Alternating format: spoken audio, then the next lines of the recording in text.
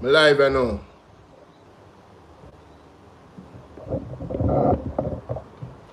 Wow.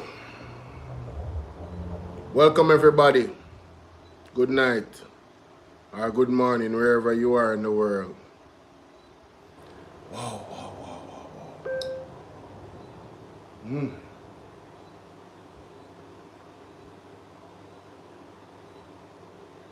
My goodness. We are at a crossroads. Let me go here first. Seeing that we are live. Where's the TikTok?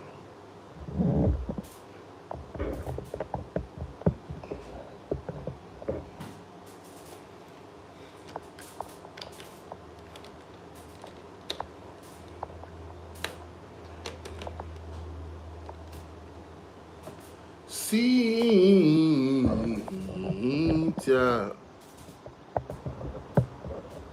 you find it. Good morning, good afternoon, good day, wherever you are in the world. Big up on yourself.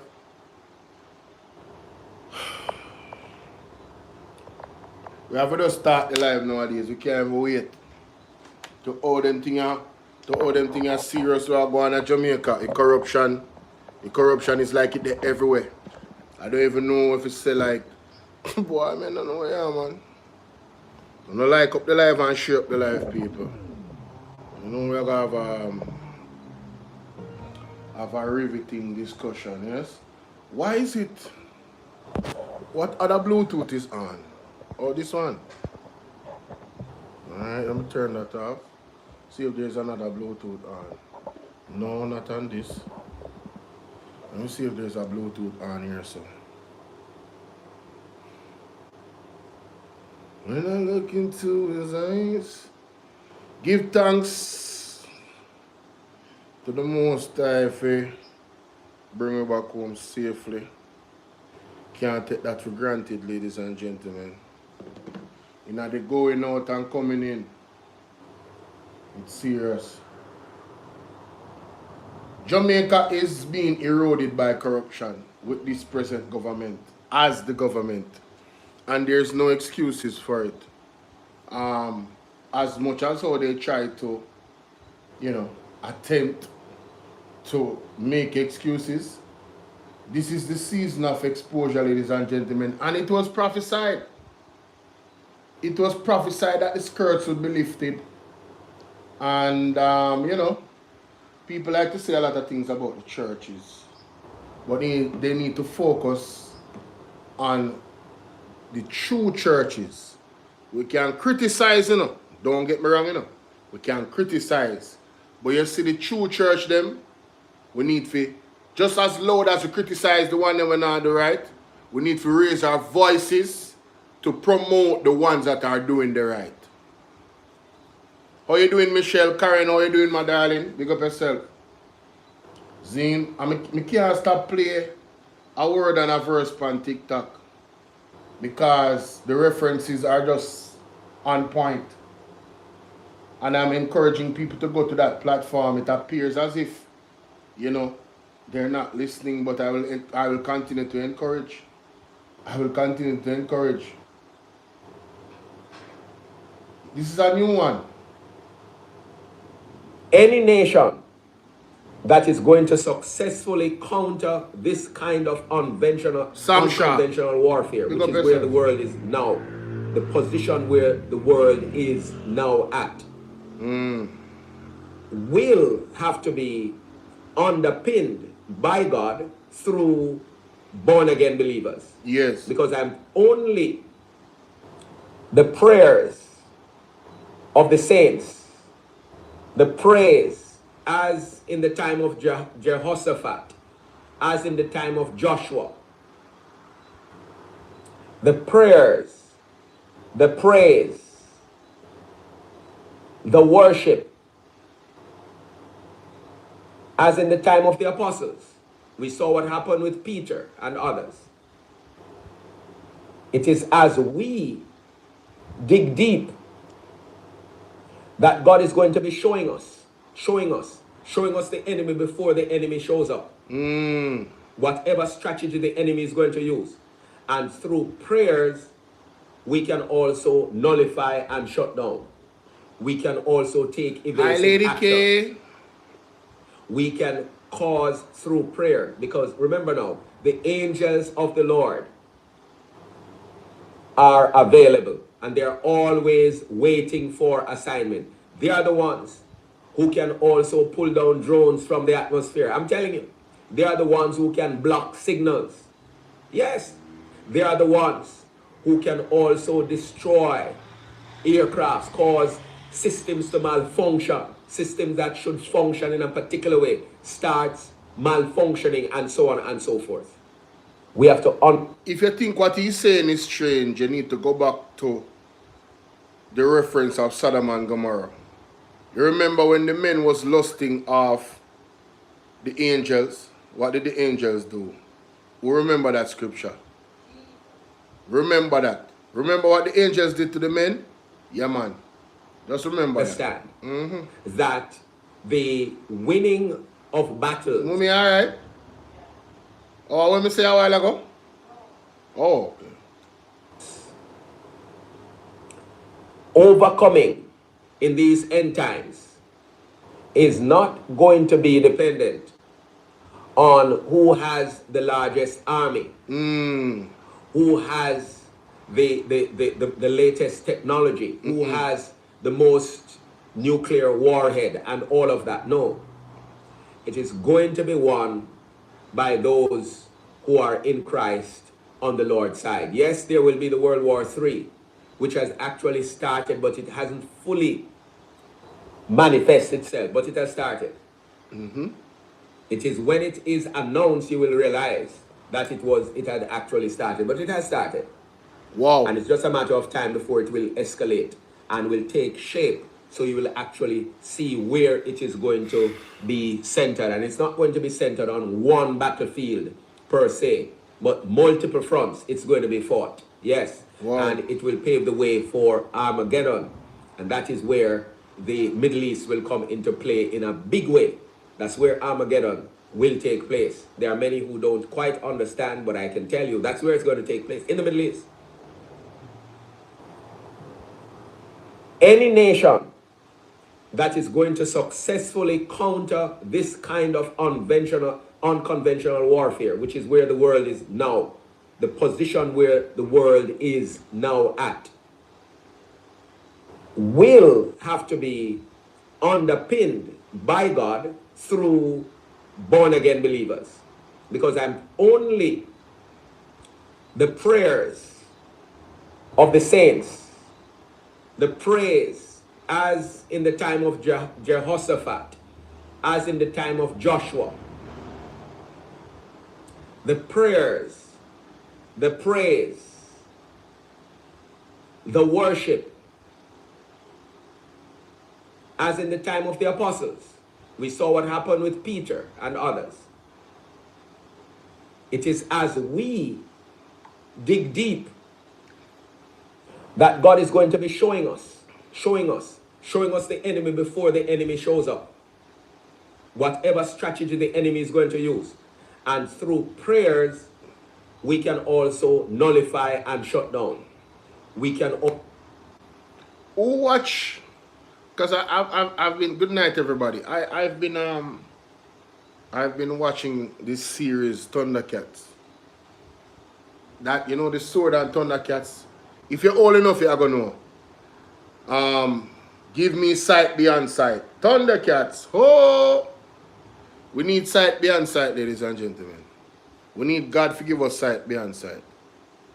That's what the man I talk about. You understand? Oh yeah, I remember what he always said. Peaceful, prayerful protest. I was trying to remember that earlier today. Peaceful, prayerful protest. Right? We have to ask God to give us sight beyond sight. You know, Karen always a link and I say, oh, staying in the realms, you know, Mr. McLean, aka Young P, always talk about living in the realms of the spirit. Giving us sight beyond sight. That is what is required. You understand? To take evasive actions. We can cause through prayer, because remember now, the angels of the Lord are available and they're always waiting for assignment. They are the ones who can also pull down drones from the atmosphere. I'm telling you. So the angels them stay ready for battle. That's what he's saying. Yeah? Fully ready. They are the ones who can block signals. Yes. They are the ones who can also destroy aircrafts, cause systems to malfunction. Systems that should function in a particular way starts malfunctioning, and so on and so forth. We have to understand that the winning of battles, overcoming in these end times, is not going to be dependent on who has the largest army, who has the latest technology, who has the most nuclear warhead and all of that. No. It is going to be won by those who are in Christ on the Lord's side. Yes, there will be the World War III, which has actually started, but it hasn't fully manifested itself, but it has started. Wow. It is when it is announced you will realize that it had actually started, but it has started. And it's just a matter of time before it will escalate and will take shape, so you will actually see where it is going to be centered. And it's not going to be centered on one battlefield per se, but multiple fronts it's going to be fought. Amen. Yes, and it will pave the way for Armageddon. And that is where the Middle East will come into play in a big way. That's where Armageddon will take place. There are many who don't quite understand, but I can tell you that's where it's going to take place, in the Middle East. So that's a new one. This one just dropped today. Wow. This is the one I wanted to play though. He has not yet moved decisively. So yes, we have a little time, but it's not a lot of time. So I'm going back to the ruffling of feathers, clipping of wings, plucking out of feathers. That prophetic word is unraveling, and the only thing that will prevent or cause all of it not to play itself out manifestly is if this nation turns and the leaders who are under surveillance, and hear this well, and I'm speaking prophetically, they're under surveillance, and feathers are going to be plucked. Wow. Wings are going to be clipped. Watch where visas are concerned. Hey. If this island does not. I know see that them I worry about though, them visa, right? Everybody I worry about them visa. So they're afraid to talk about what is right and what is wrong in regards to what happened at Venezuela. They're afraid to stand on principle. And them visa still are get taken. Ain't that something? Mighty God. Strong action is coming. Read Jamaica. Let me go a little bit further. And again, I'm speaking prophetically. As we see in the realm of the spirit. If this island does not turn, the screws are going to tighten. The big players, i.e. the operatives of the beast, with whom Jamaica has gone into bed, when the United States makes more demands, because they are going to be making more demands. I'm not asking you, I'm telling you. They are going to be caught between the rock and the hard place. Who are we going to answer to? They are going to with whom are we going to side? With whom are we going to partner?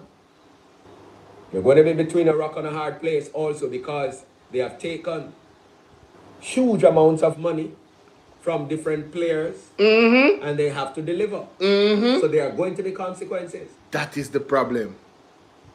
You see, when they licky and honest, yeah man, when they licky and love money, man, greedy, man, here and there and everywhere, partnering in everybody. Now have no standard. Now understand the geopolitical atmosphere. Making deals and promises. You know? Not looking at the climate of what's happening around you. Them say a man without vision I go perish, you know. You can't imagine if you have a leader when I have a vision, the entire nation I go perish. You never know. Anyway, ladies and gentlemen, Parliament kept today. And I have to tell you, I mean, wow. There was some revelations. I'm going to start here. I am going to start here, ladies and gentlemen. Big up all the representatives for the People's National Party that represented themselves and their constituents and the people of Jamaica well. This is one from Mr. Mark Golding. It says here that leader of the opposition calling out what he describes as misleading statements. Golding pressed the minister on the true cost of restoring Jamaica's power grid, while Vaz confirmed a US $150 million loan from cat bond funds to JPS. He failed to explain what happened to the remaining US $200 million, previously said to be required. Golding made it clear the opposition supports financing JPS, but not without transparency. Where is the full plan? What is the real cost? And why the sudden shift of the original US $350 million to $400 million estimate?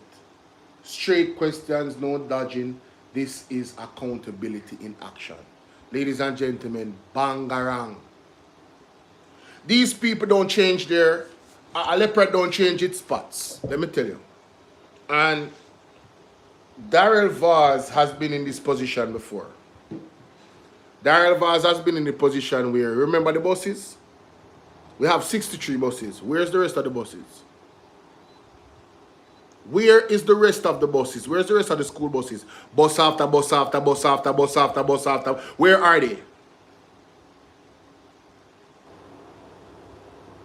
Corruption, ladies and gentlemen. It is straight what it is.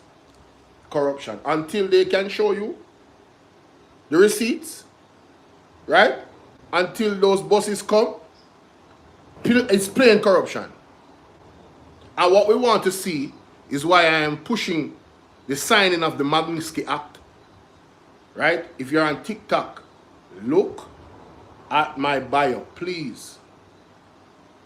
Subscribe to my platform.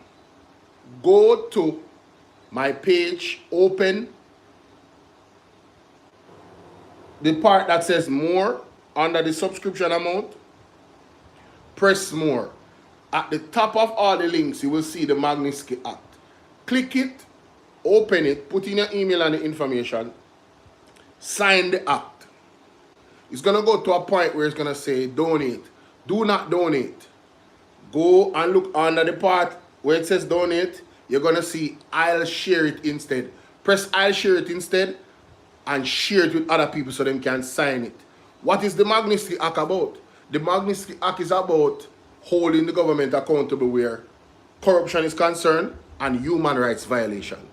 It is something that was pushed by Mr. Will Rattigan, and I have seen the value in it and decided I am going to aid. He did not ask me because I want to see the country better. I am going to aid in getting those 10,000 signatures digitally. Once the 10,000 signatures are gotten digitally, we're going to move to the other step, ladies and gentlemen, in holding the government accountable using the MAGNITSKY Act. One by one, they'll be going to jail. And if you want them to go to jail one by one, sign the MAGNITSKY Act. If you're a Jamaican and you're a patriot, and you look at all that is happening in Jamaica, and you decide, listen, you know what? We have to take things in our own hand. The easiest thing you can do is sign a digital petition, ladies and gentlemen. That's all you have to do. Nobody will know that you signed it. Yes? So you don't have to be scared. You don't have to be scared, ladies and gentlemen. You don't have to be terrified. Sign the MAGNITSKY Act. For the persons on YouTube, same thing to you. Go, click my picture right there, In any one of those comments that I put up, go to my page. I need a tablet, you know. Because the tablet bigger down. Can't show the screen better though. See there?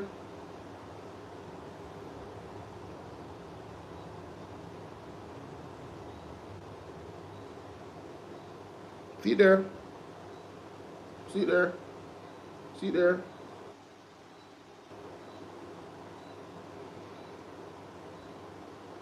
See there?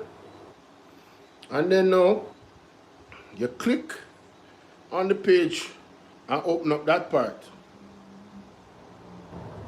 And right under the picture, and where you see your subscribers, there's a note that says this channel is here. You know, an intro to the platform, basically, a paragraph of intro. And you press more. Once you press more, right at the top, I'm going to continue to do this. See, the Magnitsky Act. You click the link and sign it. See? You click the link and sign it, guys. Sorry, TikTok. Everybody on TikTok, please go and subscribe to my YouTube page. Alright? There you go. See? That's the Magnitsky Act. You click on it. I have signed it already. Because I use my email and everything. See? 3,948. We have had 28 people sign it. From yesterday till today. Since I did my live. We need hundreds of people to sign it, ladies and gentlemen. We need to get the needle moving. Alright? So I am encouraging, I am imploring you, do something. This is a minimum you can do to help your country to be rid of corruption and protect the human rights of the citizens of Jamaica. Colleen, good night. How are you, my darling? Bless you. Respect. All right, so let's go to Mr. Golden here. What's being touted back then, Minister, is misleading the House. The position of the opposition on that matter was that he had indicated that the necessary resources to restore the grid was $350 million US. And he came here to say that the government would be advancing essentially 100% of the cat bond proceeds to JPS as a loan, 150 million US, and he had nothing to say about the other 200, which he said was needed. And we were asking, how is it prudent to proceed in that way? He has flown off the handle, got extremely unpleasant about it, yes, and has still not answered that question, incidentally. Yes. The minister is misleading the House. The position of the 100% of the cat bond proceeds to JPS as a loan, 150 million US, and he had nothing to say about the other 200, which he said was needed. And we were asking, how is it prudent to proceed in that way? He has flown off the handle, got extremely unpleasant about it, and has still not answered that question, incidentally. We were never against providing financing to JPS per se, but it was the absence of a proper coherent plan to fill a gap which he said existed. He said existed. And he has still not indicated what is the actual cost of restoring the grid.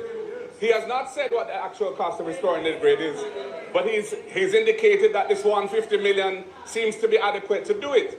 I don't know where the original $350 to $400 million US, which was what was being touted back then. What is the story with that, Minister? Disappeared. The minister is... It disappeared, Mr. Golden. It disappeared. We were the Prime Minister. My Prime Minister is actually right. Mr. Mark Jefferson Golden. Alright, he's actually right. He did tell us, as a matter of fact, Darrell Voss said the day after that there was a miscalculation and there's an extra 50 million. And now it's 200 million, and now, you know, 150 million is what is left for help to deal with the thing. Him said that those are in articles. He said it, he put it out there. It's recorded. So it's not just 150 million. When Mark Golden was asking the question about what about the 200 million? Isn't it prudent to wait till them get the 200 million and then they give them the 150? because it's touted that it's 350 million. So they need 200 million more.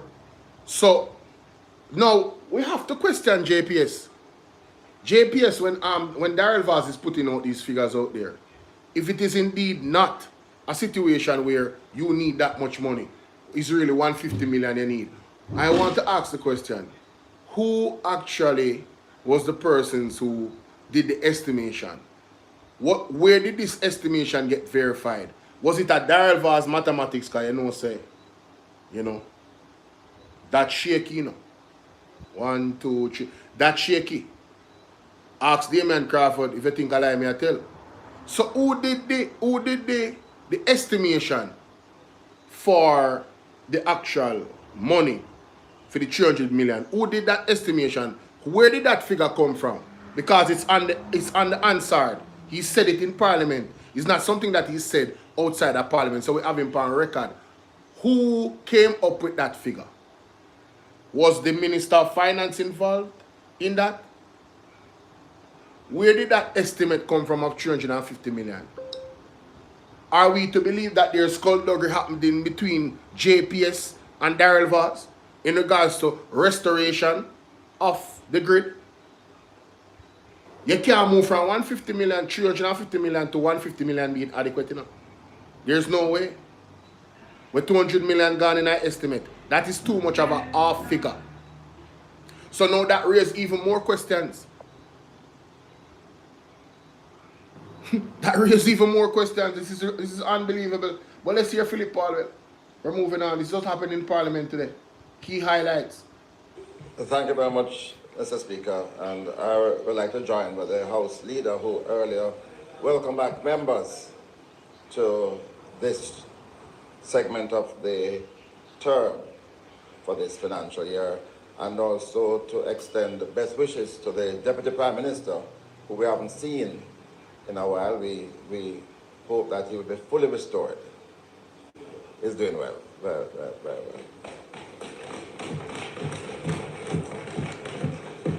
Mr. Speaker, the Minister of Energy has reported, and I believe a bit prematurely, because in his last statement, we were told that the government was going to commit some resources, 150 million US dollars, to enable JPSCO to achieve full restoration of our country by the end of January.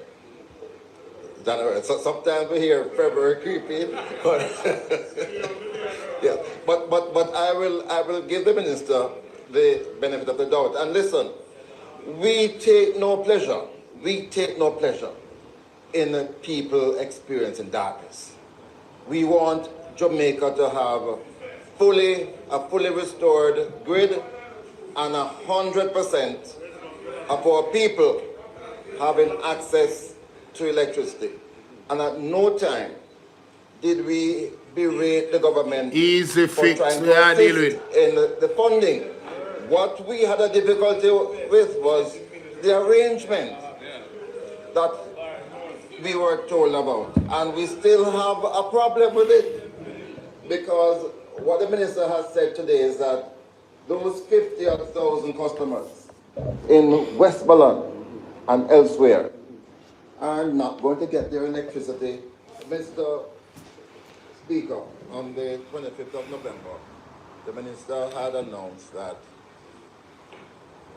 for the provision of the $150 million, the government will be ensuring full restoration. That's what he said. Of electricity by like and share the video, guys. February. Please. I have a copy of the statement right here. It says full restoration. It says full restoration. January, February. So the question is, are we on track to achieve that? Because the information that I have received, and we take no glee in this, is that we are not going to be able to get 100% restoration before April, based on what is necessary to carry out the so-called last mile restoration. Isn't that the amount of time that it was supposed to schedule to be anyway? Wasn't the reason why he wanted to give them the 150 million is to make sure that it is done by February, January, February, and not 3 months after? So how we reach at April, March, April, how we reach at April? What? So, Minister, I want to go back, therefore, to that discussion we had in Parliament on that day, when we were told that the full amount that it will cost the JPS to restore electricity was $350 million US. Wow. I think the country deserves an explanation. I don't think a minister can come here and give that amount of money and not reflect on that, not come back to say to us it was a bad estimate and that it was in fact 150 million. It requires some explanation. It requires some explanation, and we are insisting on that. We are insisting on that. The minister had also mentioned. The minister had also mentioned that in lieu of that 150 million, the government. You hear what them saying in the background? Move on. Or if you move on from 150 US, Verna, how you doing? 150 US, $24 billion, and people still in a live on a Tapalin, in a Westmoreland and St. Elizabeth and them place there. I said it before, when the $150 million US came up. I said, you're telling me that the government can't use $4 billion to help the people them, to fix back them house, in all of them area there? $4 billion, not million, 4 billion out of the 150 US. When I calculated 24 billion, $4 billion to actually make people have a house so they can get light too. Why would you turn on the light on the people in the darkness? And how long should they be in the darkness before the light come on and still don't have no house? You see this wicked and uncaring government? That's why I don't tolerate people coming in my comment section talking about 1 p.m. and 4 terminal and all this nonsense. You guys are the problem. You guys are the problem. Right? And this is not about PMP and JLP. This is about good governance and transparency and accountability, which the JLP appears to have no interest in. Darrell Vaz especially, because he used arrogance and bad mind, and it was, the PMP doesn't want the people to get light, and them bad mind and them wicked. No, story come to bump. Mr. Philip Paulin is being very diplomatic, but this is nonsense. It is absolute nonsense, ladies and gentlemen. It's criminal as a matter of fact. Somebody needs to go to prison for this. Right? We don't want another used car, police car situation, or we don't need another the bus them, the school bus situation. Where's the rest of the bus them, Darrell Vaz? Where is it? Monica, how you doing? Where's the rest of the bus them? You promised 110 bus and we only have 63 or 66. Where's the rest of the bus? Now you're telling us what? Oh, it might happen in April. Are you serious? For this light restored? When we paid all this money to get it done at a certain time? Where's the accountability? When you put out things on social media every day and make it appear as if, oh yes, we're on track. Look at the JPS working. Look at the trucks. Look at the linesmen coming in. I know you're supposed to be offered more excuses after $150 million dash by them. So, and by the way, we the Jamaican people have got to pay it back with interest of 5%, 5.5%. This is unbelievable. Has set certain terms in the agreement, in the loan agreement, and we have not yet seen a copy of that, and I'm hoping that the Parliament will be able to see a copy of the loan agreement so that we can put it to full scrutiny of the Jamaican people, so we're not ever getting value for our money. So now it's January And you're telling me that Darrell Vaz has not presented a copy to the PMP of the loan agreement? How is this acceptable, Jamaica? When I tell you that we have so much things to take to the street about, salute to my brother Ryan Campbell. When I tell you we have so many things that we have valid reason to take the streets peacefully about, to shout out at the top of our lungs, no confidence of the Jamaica Labour Party. It is actually disheartening the amount of things that we can actually present. Mighty God. Again, I want to commend the workers of JPSCO. I want to commend the workers, right? I want to commend the people for the patience that they have displayed. I want to commend the representatives of the people who have been working alongside JPSCO to ensure orderly restoration. And I'm really hoping that we'll be able to meet that deadline. But I suspect, Minister, we're looking at April. Perhaps you can clarify that. Thank you very much, Mr. Speaker. Thank you very much, Mr. Speaker. And I would like to join. You guys know that Philip Palwell knows. And with the House leader who earlier. Philip Palwell knows the business. He knows it. Now here comes the kicker now, you know. Hey, mighty God. Here comes the kicker, guys. Listen to this.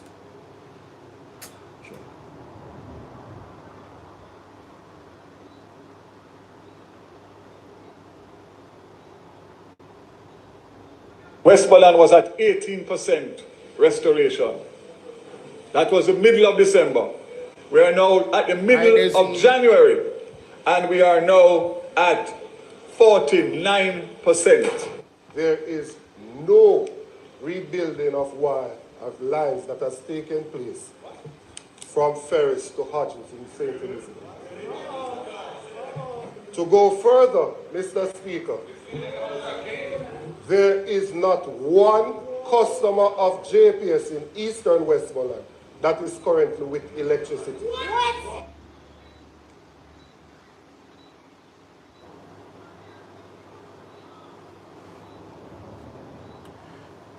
Let's go play that back. Father God, every day I ask, I'm a beckon unto you to please take the case. Take this one for we can't manage. Please, just Father God, remove who for remove. Take them out. Whatever your will is, looking at their life, looking at their antecedents, you know what them do, Father God. Anything at all, you decide if you do. And that we as a Father God. That's what we want. Let your will be done on this land, Father God. Let your will be done. In this government, in this system, let your will be done. Let me play that back. What did Darrell Vaz say a while ago? Westmoreland was at 18% restoration. December. That was the middle of December. Yeah. We are now at the middle of January, and we are now at 49%. So, in December, they reached 18%. And in January, then the 49%. That sounds good, though. That sounds good, right? Yeah, man, that sounds good, man. Won't we hear what Mr. Dayton Campbell say now? There is no rebuilding of lives that has taken place from Ferris to Hodgins in St. Elizabeth. To go further, Mr. Speaker, yes, there is not one customer of JPS in Eastern Westmoreland that is currently with electricity. Not one. Of the 17,000 persons, customers in Westmoreland that are currently without electricity, over 10,000 of them are from Eastern Westmoreland.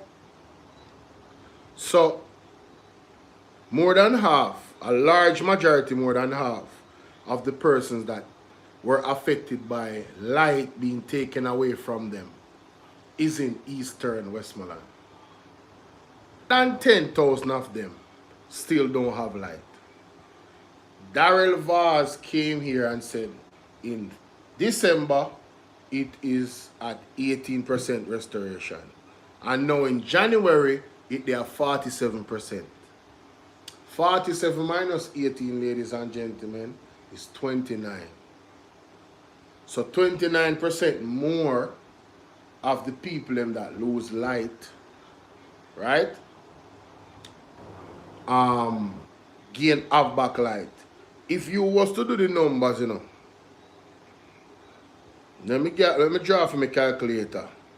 If you was to do the numbers, right, 17,000, yes, divided by 100 times 47,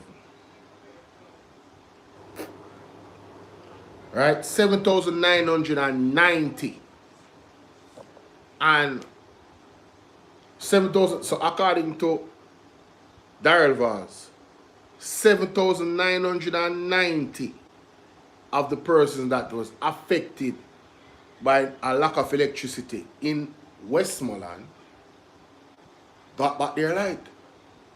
And according to Dr. Dayton Campbell, over 10,000 of those customers have no light. But if a 17,000 and 47%, that's 7,990. Something now add up. Based off what Mr. Darrell Vaz is saying, under 10,000 people don't get back light yet. And what Mr. Dr. Dayton Campbell is saying is that over 10,000 people don't get back light. Ladies and gentlemen, I'm going to ask you the question. Who do you think is lying? Who do you think is misleading the people of Jamaica? Do you think it's Dr. Dayton Campbell? Or do you think it's Darrell Vaz?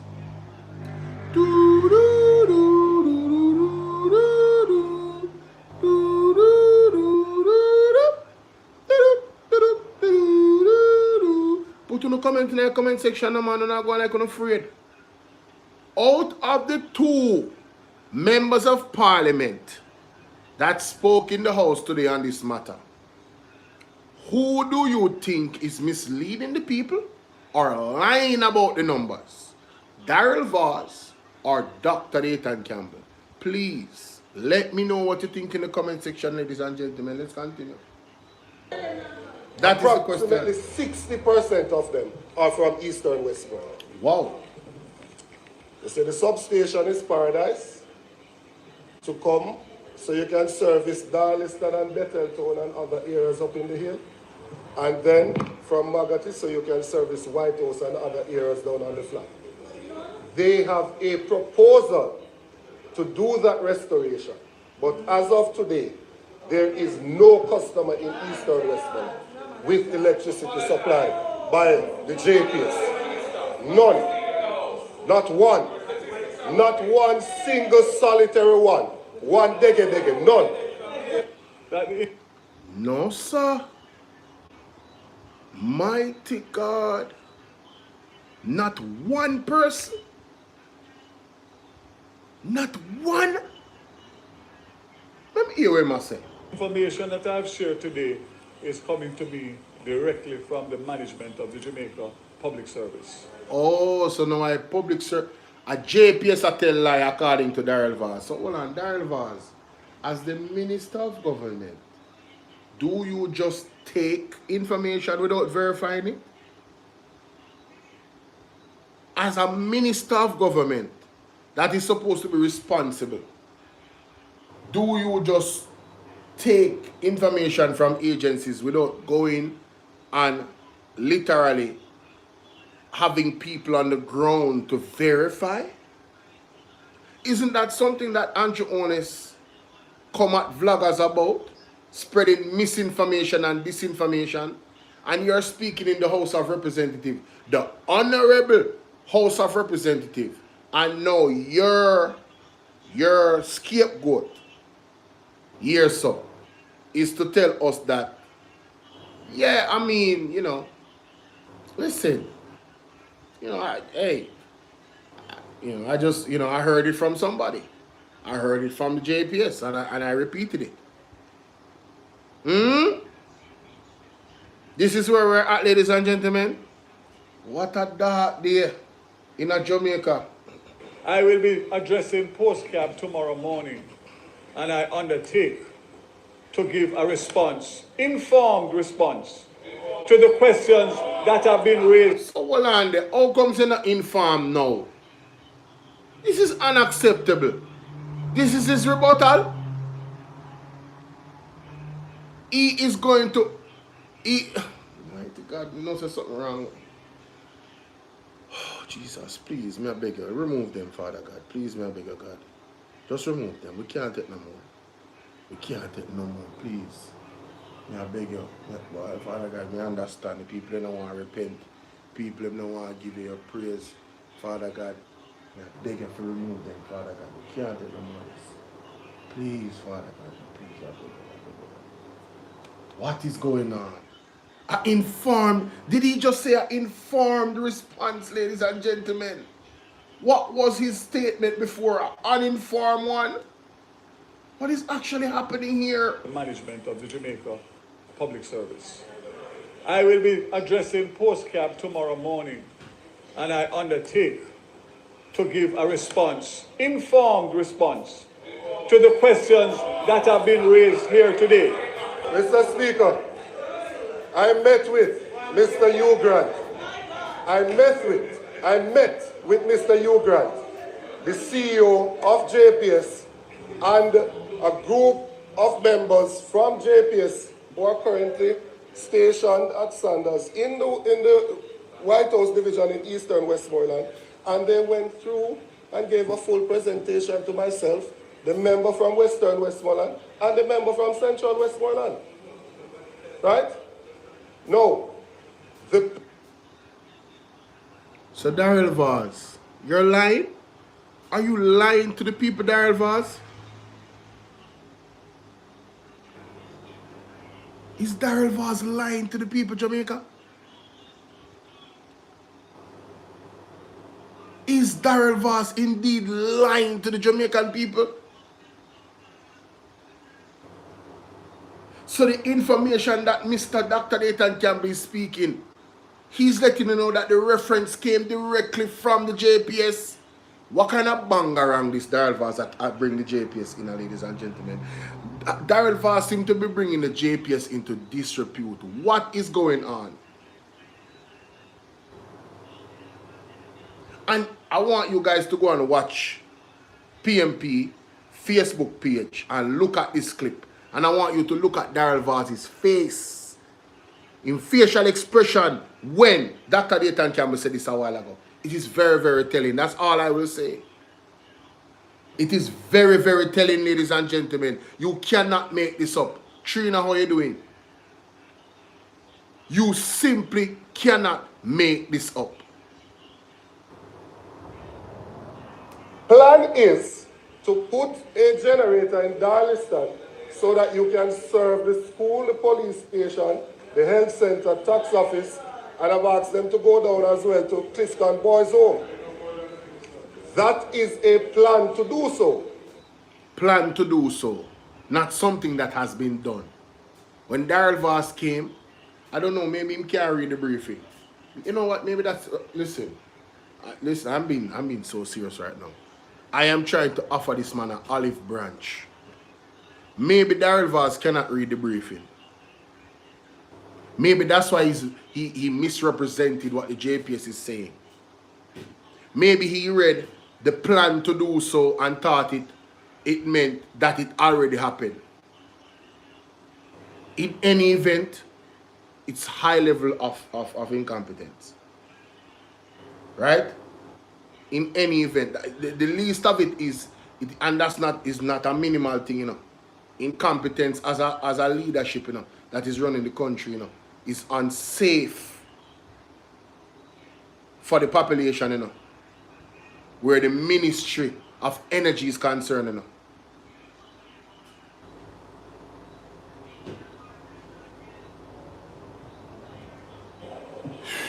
we will still not have any electricity up in Betheltown.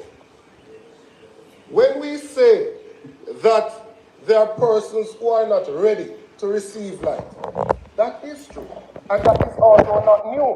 That is certainly not a Christopher Columbus moment. Because we said it from day one here that over 5,000 houses were totally destroyed. As a matter of fact, the member from Western Westmoreland was criticized and accused of crying crocodile tears when he said, why not take the money to rebuild the houses because you can't give light to people who don't have houses. Who remember that? Who remember when Daryl Vaz accused, was it Daryl Vaz that accused the member of crying crocodile tears? Was it Daryl Vaz, ladies and gentlemen? Who remember that? I remember it very distinctly because I thought it was very distasteful that he would accuse the member of crying crocodile tears when it is clear that it was genuine. Who remember that? Give light.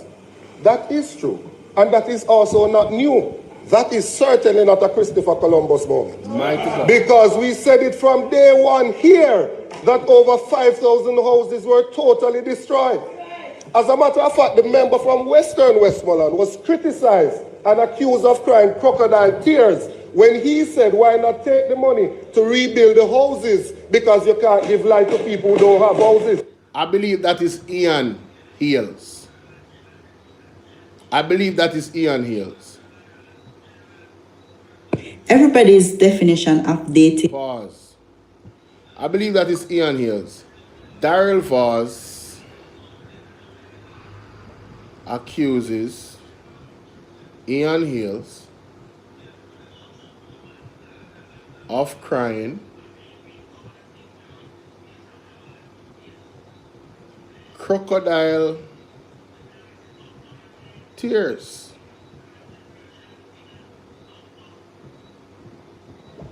Let's see if I can find that clip.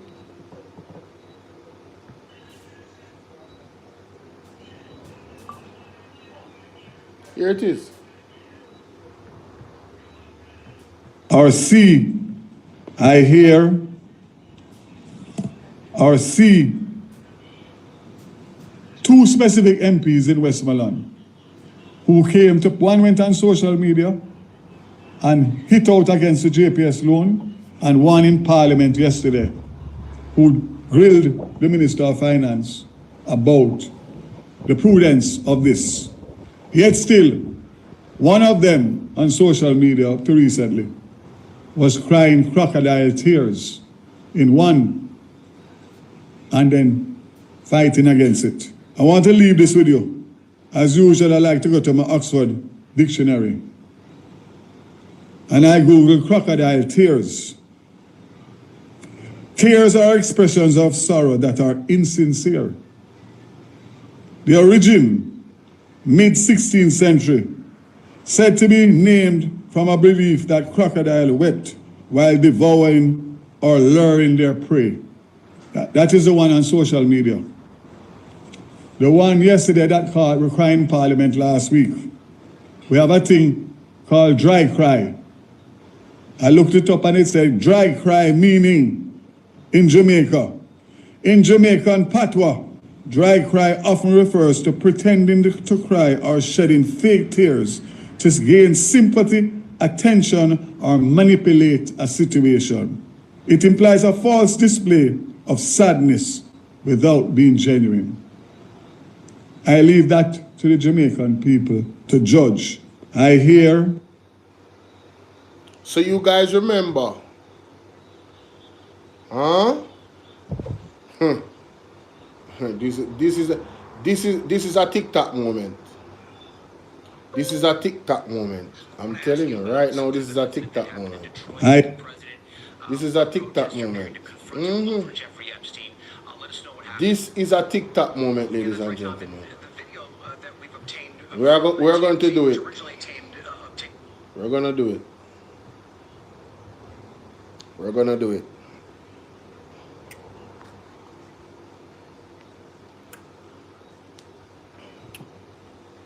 Ladies and gentlemen, wanna remember this? This was in Parliament today, and I'm going to give the reference. Listen. Westmoreland was at 18% restoration. Sure. Pause that, go back. Start over, yes. Ladies and gentlemen, this was in Parliament today. Listen to this from Dr. Dayton Campbell. Westmoreland was at 18%. Oh dear. I don't know why he keeps doing that. I don't know why he keeps doing that. So, that is a plan to do so. We will still not have any electricity up in Betheltown. All right, ladies and gentlemen, let's examine something that happened in Parliament today. Listen to this. We say that there are persons who are not ready to receive light. That is true. And that is also not new. That is certainly not a Christopher Columbus. Not a Christopher Columbus. Because we said it from day one here, that over 5,000 houses were totally destroyed. You sure did. As a matter of fact, the member from Western Westmoreland was criticized and accused of crying crocodile tears when he said, why not take the money to rebuild the houses, because you can't give light to people who don't have houses.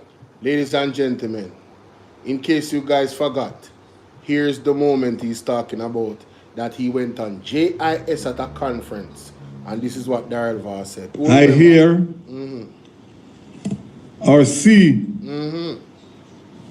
two specific MPs in Westmoreland who came to, one went on social media and hit out against the JPS loan, and one in Parliament yesterday who grilled the Minister of Finance about the prudence of this. Yet still, one of them on social media up to recently was crying crocodile tears in one and then fighting against it. I want to leave this with you. As usual, I like to go to my Oxford dictionary. And I Google crocodile tears. Man, Google it, ladies and gentlemen. Tears are expressions of sorrow that are insincere. Insincere. The origin, mid-16th century, said to be named from a belief that crocodile wept while devouring or luring their prey. That is the one on social media. The one yesterday that called Recrying Parliament last week. We have a thing called dry cry. I looked it up and it said dry cry meaning in Jamaica. In Jamaican patois, dry cry often refers to pretending to cry or shedding fake tears to gain sympathy, attention, or manipulate a situation. It implies a false display of sadness without being genuine. I leave that to the Jamaican people to judge. So, ladies and gentlemen, Darrell Voss insinuated some very nasty things about Ian Hales and Mr. Dr. Dayton Campbell in their genuine feeling for the people in an area that they live and see. This is what he did, Darrell Voss. Wow. I just wanted to give you guys the reference to let you know that, yes, this actually happened. It actually did. All right, I told you it was a TikTok moment, ladies and gentlemen. Let's continue.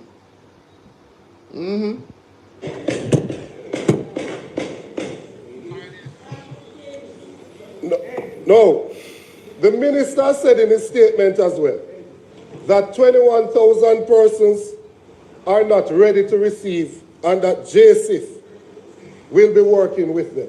Now, as far as I am aware, not ready to receive means that the structure is not in place.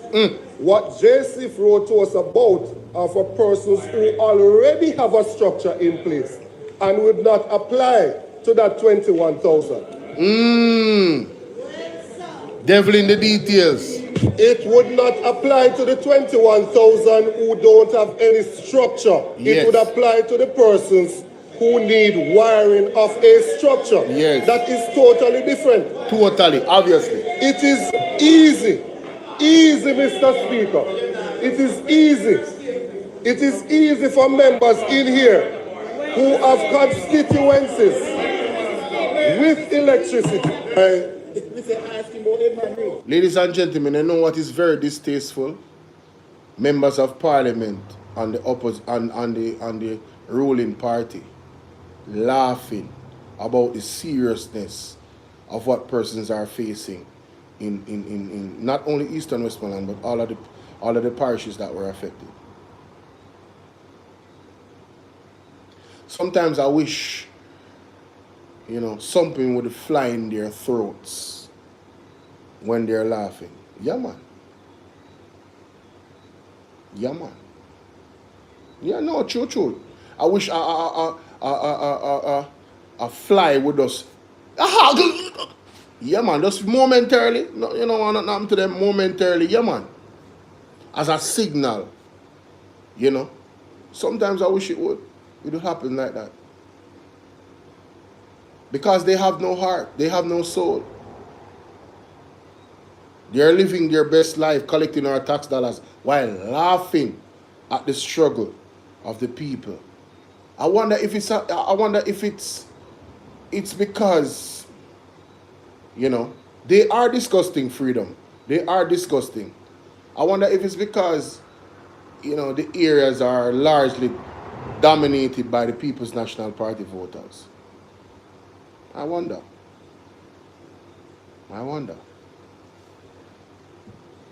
I have the privilege of representing the people of Eastern Westmoreland. Yes, sir. And I think when they elected a representative, they elected one from among them to go out and make representation on their behalf.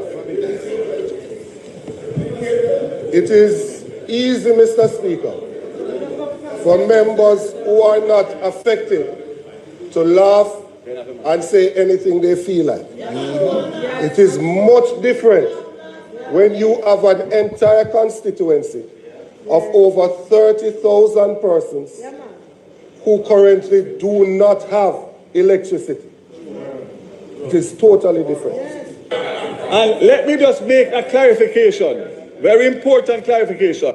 He always need to make clarification. And you notice? Why is he not on point with the information that he's putting out? Let us hear it. Westmoreland has 34,603 customers. 17,096 are out, or 49%. 17,000. How much? How much him say? 17,000 what? The government of Jamaica, very important clarification. Westmoreland has 34,603 customers. Yes. 17,096 are out, or 49%. The government of Jamaica, say that again. 603 customers. 17,096 are out, or 49%. 17,000. Westmoreland was at 18%. 17,096. The government of Jamaica, 17,096 are out of light. 17,096 are 49%. The government of Jamaica what? does a lot of good things. But what we could not do is direct where Melissa made landfall. Yo, somebody can't hold him and shake him, man. You know, just a gentle, you know. Brother. Yeah.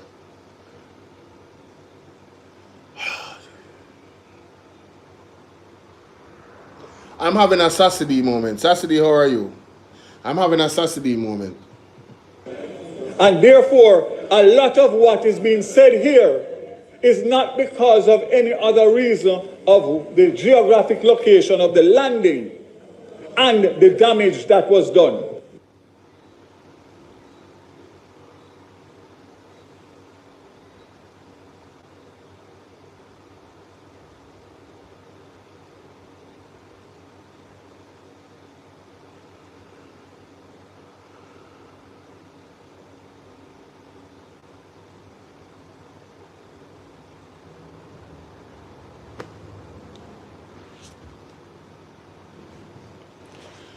Daryl Vaz is suggesting that the reason why the opposition is doing what the opposition is supposed to do is because it is the geographical location. That is no other reason. It's not because they are genuinely advocating on behalf of Jamaican people. He did it again.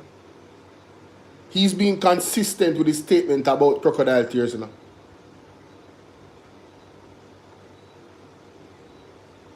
He's being consistent with his statement about crocodile tears. Wow, man. I'm telling you, bro. Minister also made reference to the trajectory of the storm and where it landed. Westmoreland, because that is something that we have denied for quite a while. And Mr. Speaker, it doesn't matter about the geographical location. A generator can be placed in Bethel Town. It can be done, sir. Right? It can be done. And 150 million US can buy a generator for the people in Bethel Town. 150 US can buy a generator. 150 million US can buy a generator for the people of Bethel Town. Go back. Let me hear him say exactly. And Mr. Speaker, it doesn't matter about the geographical location. A generator can be placed in Bethel Town. It can be done, sir. Right? It can be done. And 150 million US can buy a generator for the people in Bethel Town. That's right. Remember, makes it seem as if that the work has stopped today. Restoration continues. At no time did I accuse the JPS of stopping the work. No time. Which was said just now. No time. To the contrary, Mr. Speaker, I said that I met with the CEO and his team, and I said that they have a command center from which they gave me an update. That is what I said. Westmoreland was at 18% restoration. So we haven't heard anything cogent from Darrell Vaz in that clip. We haven't heard anything substantial.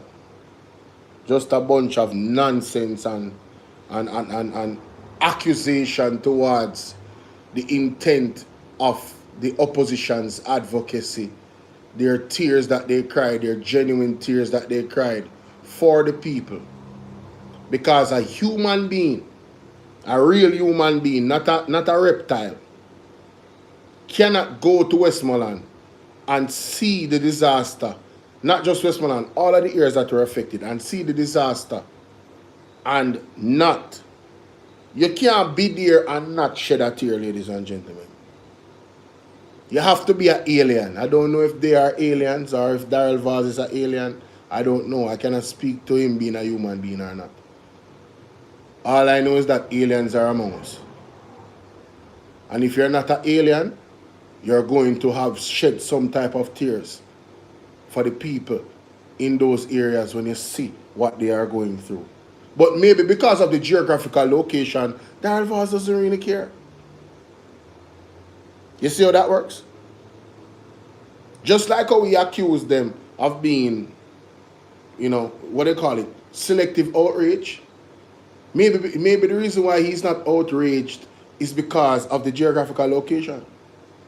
Would that be a fair question? I think so. I think that would be a fair question. Not true? True. Let's go to this, ladies and gentlemen. Member from West Central, St. James. Right, thanks. Go ahead. Cannot support motion 4. I don't think as a country we are here to, we are there yet. Jamaica, as it is a two-society Jamaica. The reality is that crime is so high, it's hard at sometimes to regulate. Whenever the night comes, many things can happen. To protect the integrity of the electoral process, an increase, even by 1 hour, would be dangerous.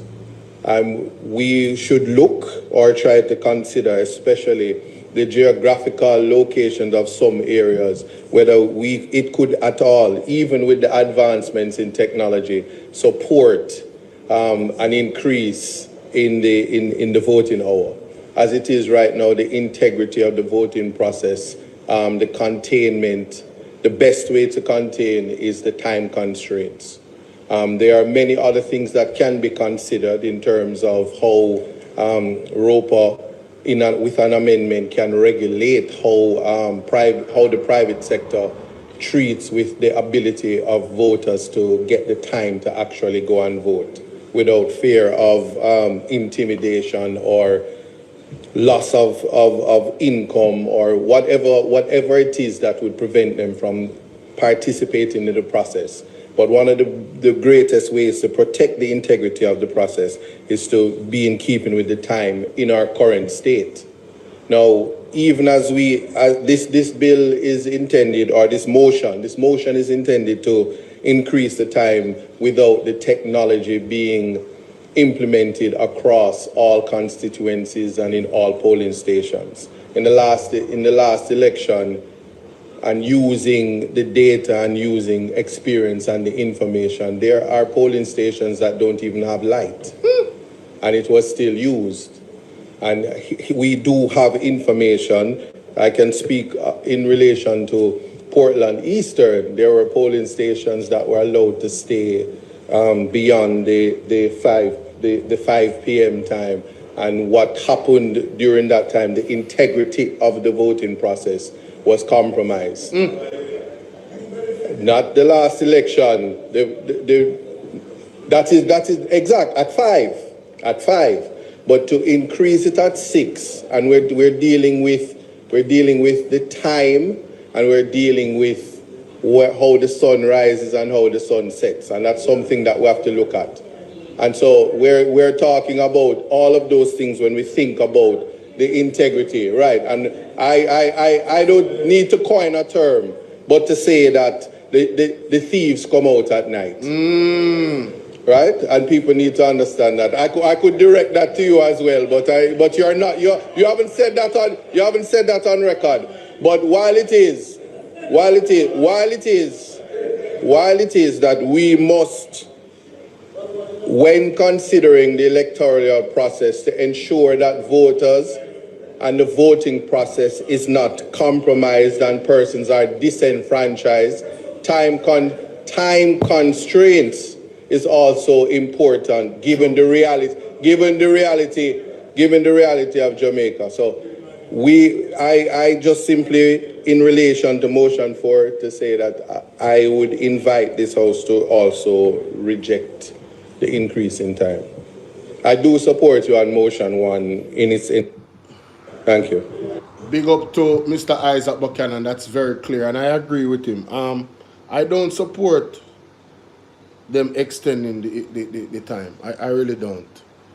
There's a constitutional clear argument as to whoever is in the line at that hour, they would just deal with them and then finish up.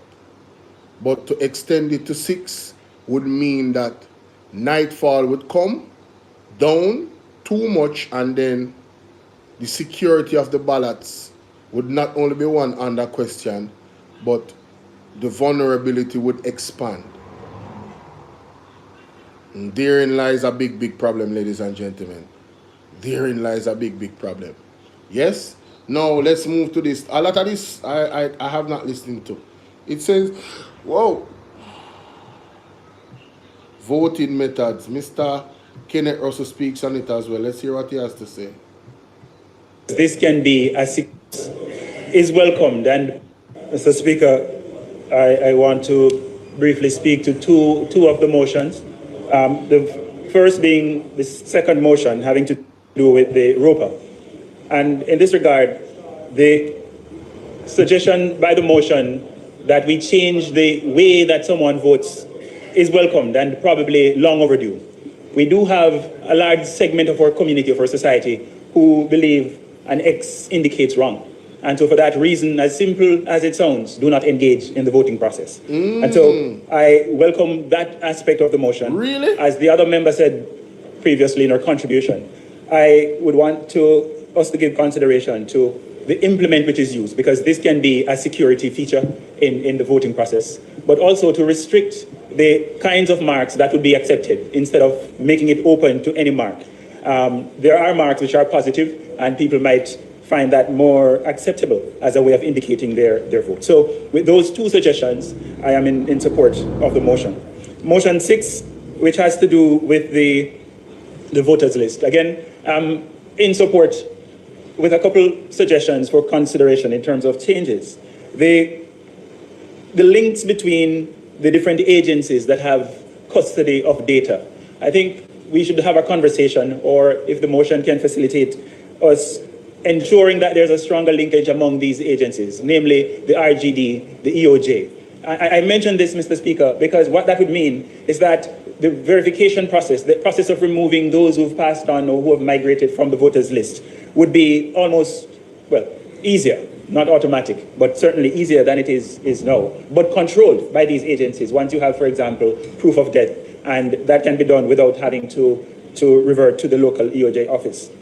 The other aspect of this, which I think is important to look at, is making the re-verification process, having a required time frame for the re-verification process. So at the moment, we do not have an established time frame, and I think a periodic review, 10, 15 years might be, we link it to the census, would be one way to go, just to ensure that we're not back here in 10 years saying we need money for re-verification.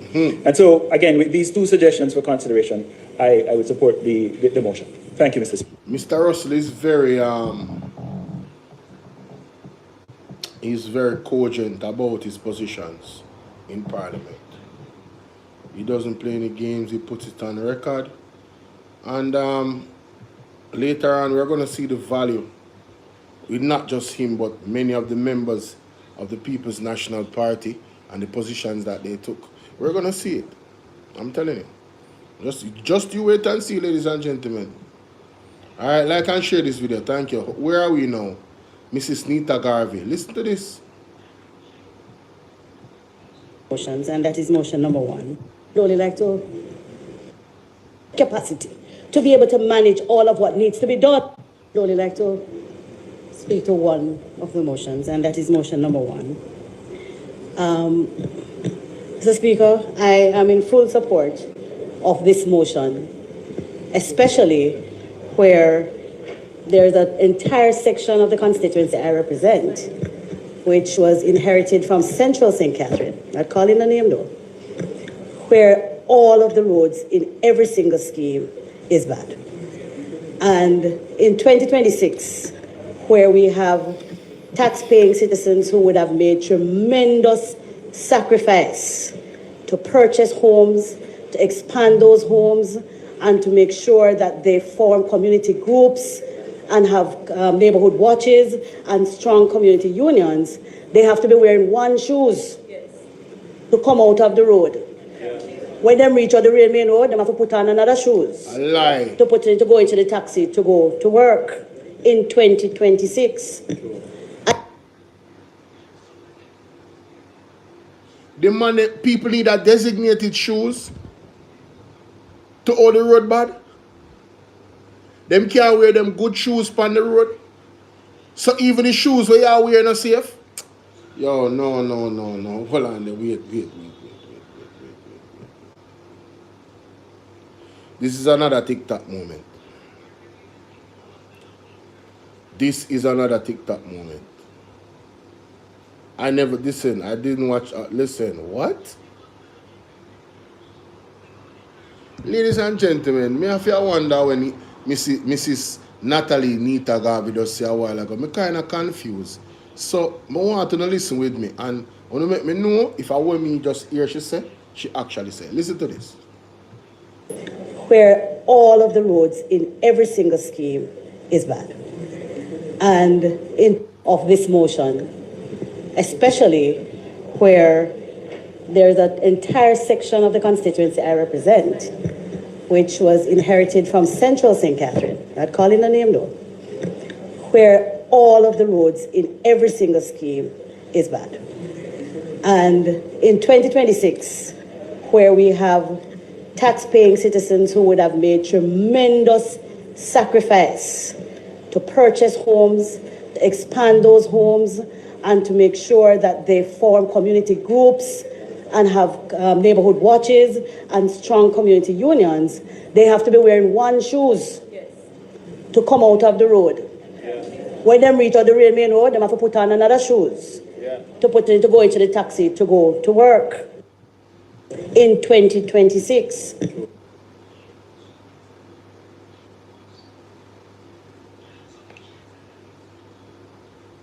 So you're telling me that the roads are so bad, the people in can't wear them good shoes, Spanny, or them work shoes, in fear that them work shoes are going to mash up? Where's the spark? Where's the spark program?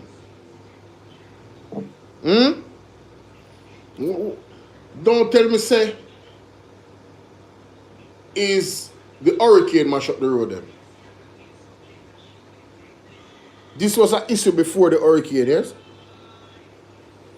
It's an issue that got worse after the hurricane. That is accurate. You would have to have some level of standard where the road is concerned to limit the damage of the road. These appear to be extremely dangerous road conditions. The people them shoes not safe, Jamaica. But this is the best government. I want to have the best PM and 4th term loading.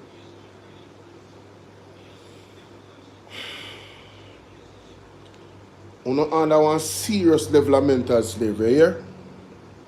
Yeah, man. Serious level of mental slavery. Mighty God. Why I don't know why, man? Jamaica. Uno okay with this? One scheme, you know, we are talking about a scheme. My goodness. No, man, this is serious, brother. I am most distraught for the people of Lakemore, Villemore, Strathmore Gardens, Avon Park, Monticello. I am very, very distraught because them is more than bastard children.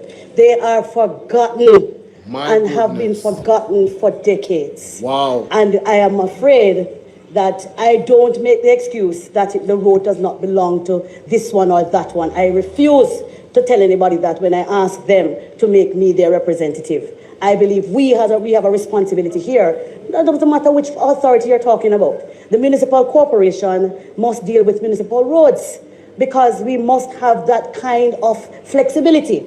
And we can tell you there was a REACH program in this house that took forever because the National Works Agency certainly just did not have the capacity to be able to manage all of what needs to be done. So we don't need to be eliminating another authority to be able to assist with the process of getting these roads repaired. Another matter, Mr. Speaker, relates to the debushing of unoccupied lots in these housing schemes as well.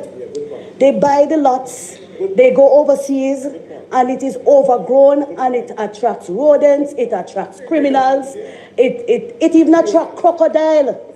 In Strathmore Gardens, there was a crocodile in the bush on a lot, and we had to be calling NEPA to assist, and I'm simply saying this is the road on which there are 2 children's homes, right? So we are at a place now where, the member from Southwest, you know how passionate I feel about this one. We have a responsibility to the people in the housing schemes who continue to make the sacrifice to do what we ask them to do, to work hard and buy a little piece of this rock named Jamaica. And then when they do so, they have to be hiding because they are not proud of where they live. They're demotivated. It is depreciating the value of their homes as well.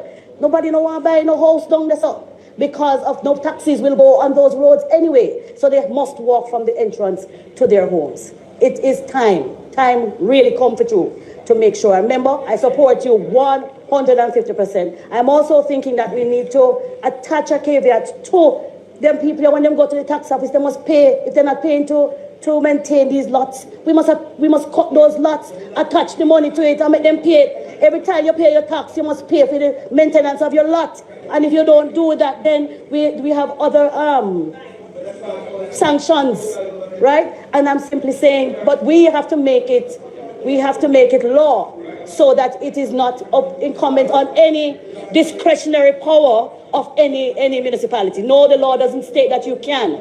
Put a caveat, you cannot. So I'm suggesting that we need to move a foot further instead of just saying simply, let us do better. Let us put the things in place to get the better done. I'd only like to speak to crocodiles. Wow. Owners of those houses, yeah man, no need for the better that. Crocodiles though? On your property. Crocodiles. Yeah man. That is a recipe for disaster. With the roads them, the way they are. Crocodiles. Wow. I have to move on because there's so much. Mr. Golden again. Alright. And see the roads which are, just to say I too support the first motion.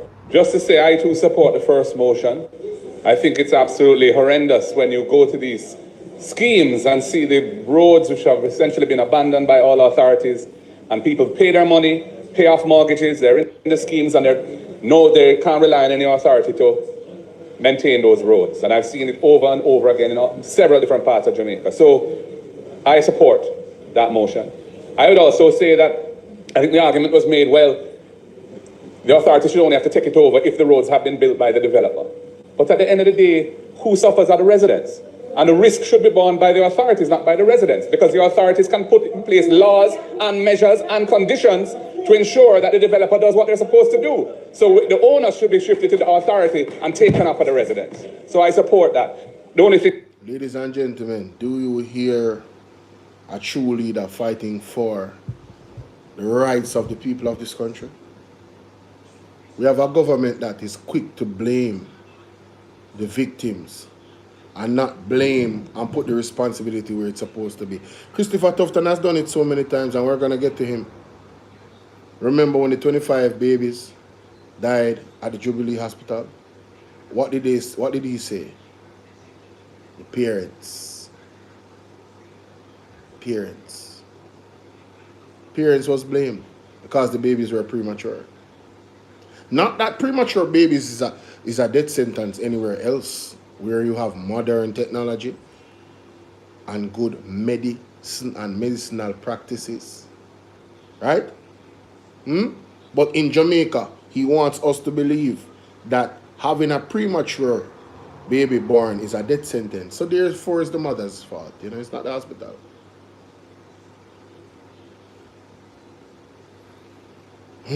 Lord, I'm telling you, man, I really cannot wait for the Lord to just extend his hand. Just extend his hand. Reach out, Father. Just reach out. And I tell you, what more can we bear? Enough is enough. Enough is enough. You're ambitious, you're hardworking, you're not thief, nobody, you're not rob nobody. You take out mortgage, you not take time, pay away. AI, big up yourself. Rowie, big up. Right? You're working hard and paying your mortgage in a scheme, you know? And you're telling me that the developers don't get any sanctions?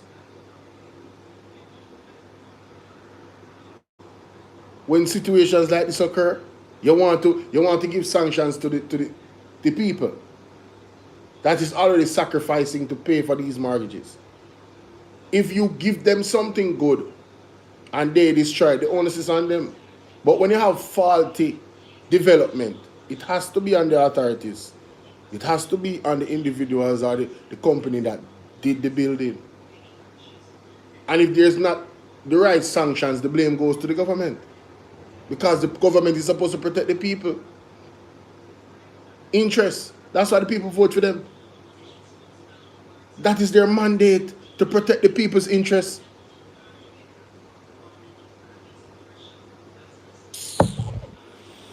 thing is a small point. I was saying that in the motion, in the last prayer, it speaks to these roads being transferred to local government, KSAC, which it no longer exists, it's KSAMC, but that's, and any other local authority, including, but not limited to the National Works Agency. I was just making the point, National Works Agency is not a local authority. So the way that's worded is a little inelegant and inaccurate, but it can be fixed.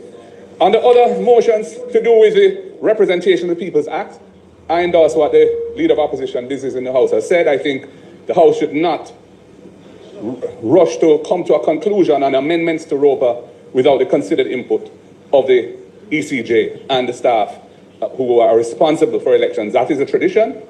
And speaking for myself, these technical matters, I would not want to vote in favor of something that I may not have considered all the relevant factors and end up having been told that we've supported something that is unworkable or is inappropriate or that we ought to have voted against. So I would love to see this being sent elsewhere to the ECJ specifically for their comments before we take any position on these resolutions to do with the ROPA, the Representation of the People Act. And I wouldn't want our side to vote in favor of motions which have not had that opportunity, because we've been endorsing a procedure which I think is flawed and is inconsistent with a good tradition that has been built up over many years in this Parliament.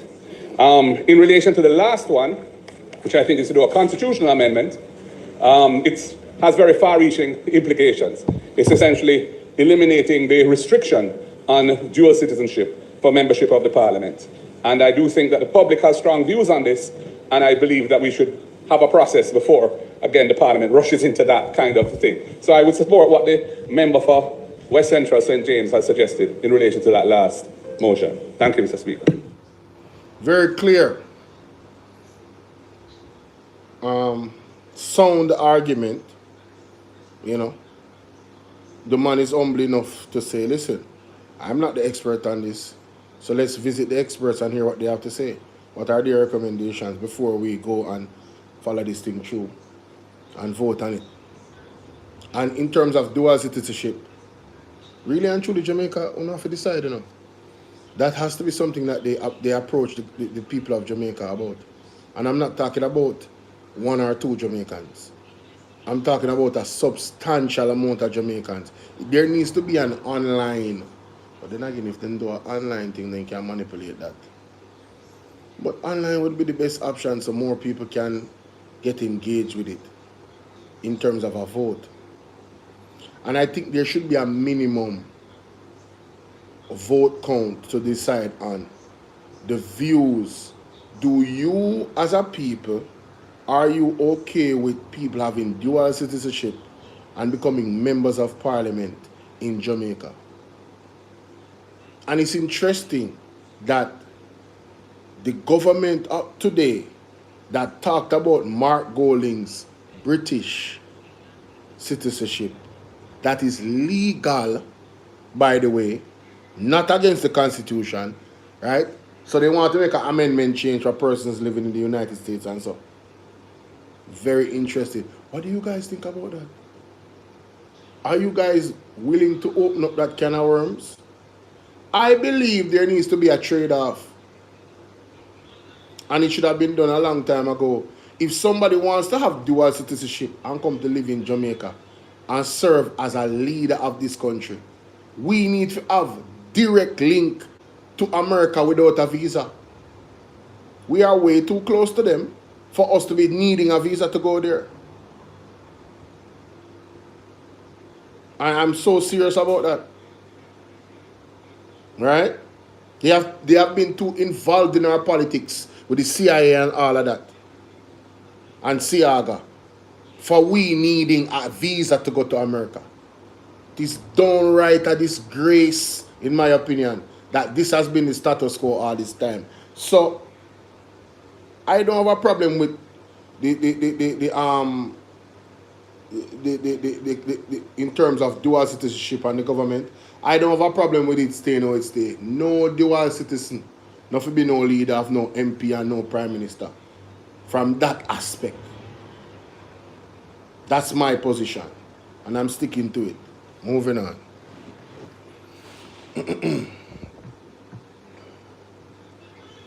Where are we now?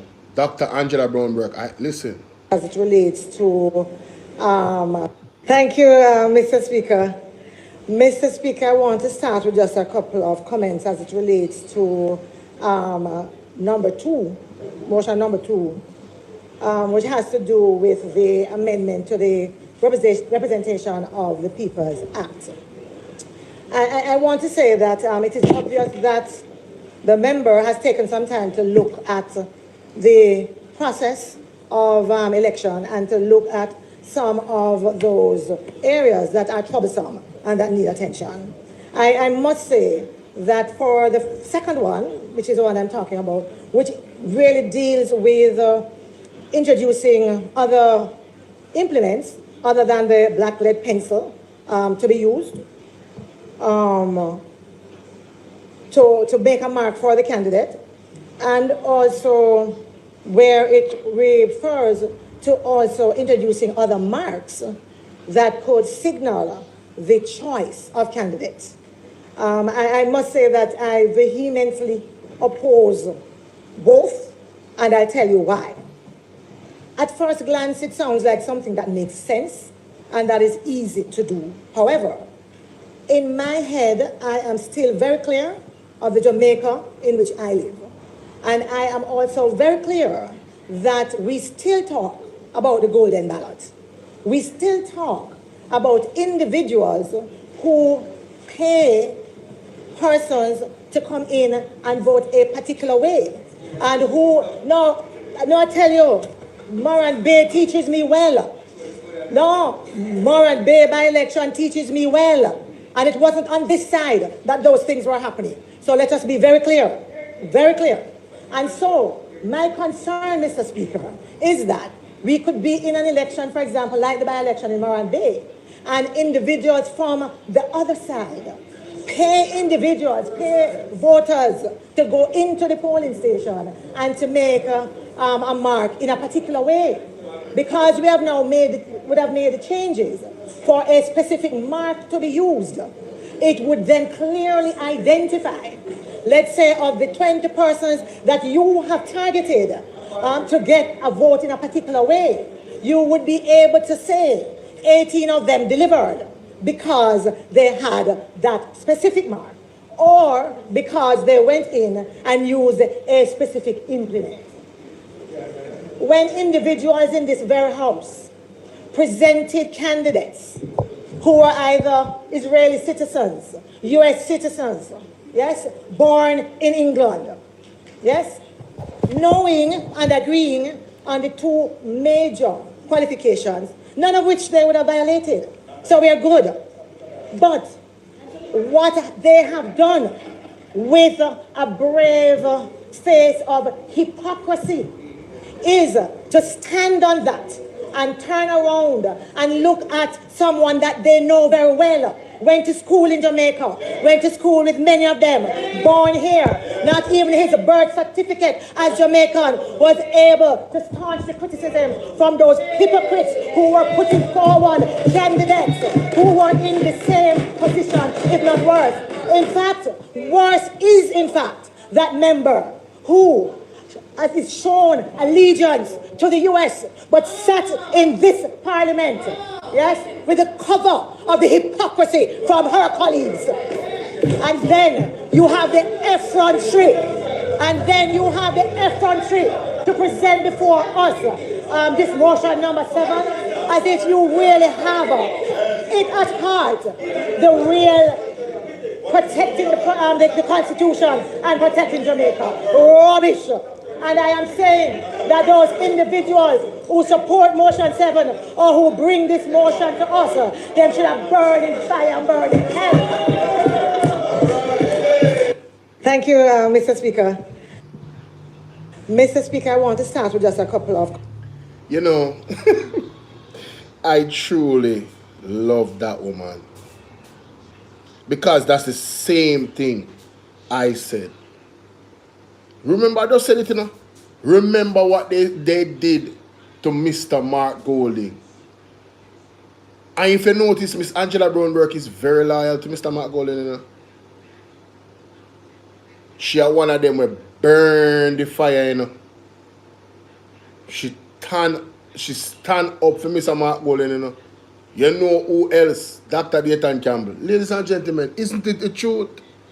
Where is the lie told by Mrs. Angela Brown Burke, ladies and gentlemen? Where is the lie?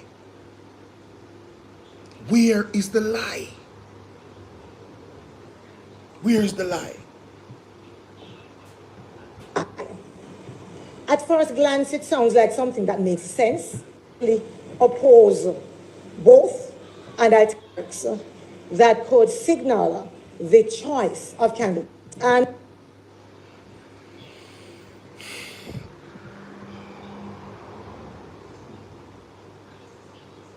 we have to come back to that. We have to come back to Miss Brownberg. Have to come back to Miss Brownberg. All right. All right, all right, all right, all right. Ladies and gentlemen, mighty God. Let's go to the able hands of our brother Andre Stevens from Parnaja News, PD TV News Jamaica on YouTube. Let's go to his able hands. All right. And hear him address the situation and this story, because honestly, it's on his platform that I heard it. Yes? Yeah, man. It's on his platform that I heard it, ladies and gentlemen. If I'm being totally honest. If there's some hear it first. And you know, I try to be honest, you know, I really do. I really try to be honest. I don't want to mislead you, you know. I really don't. All right, so, where is it? Ah, here we go. Let's go here. What is Andre going on with? What is this? Hold on. We never listen to that part here. Line of the Z to help me offset the cost for the loss when we make today Jamaica. Yes. It's reasonable, no? For this class when we are put together. Give me a second. I have to take a break. And it's a fiery class, Jamaica. And then this is a bathroom break. Yes. So don't go anywhere. Marvin, how are you doing? No, Marvarine, how are you? We're going to fire up the nation now. Yes. We're going to fire up the nation right now. Fire it up. If you need Mazel, reach out to me. You did that song. Tune in from the show. No ministry. No ministry. No ministry. Oh, that's somebody. Hey, calling them tough enough. Hey, calling them tough enough. At the University of the West Indies Hospital.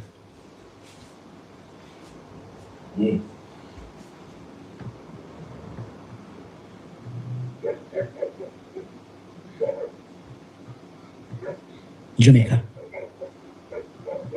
You remember when Dr. Roger Hunter, in that viral voice note,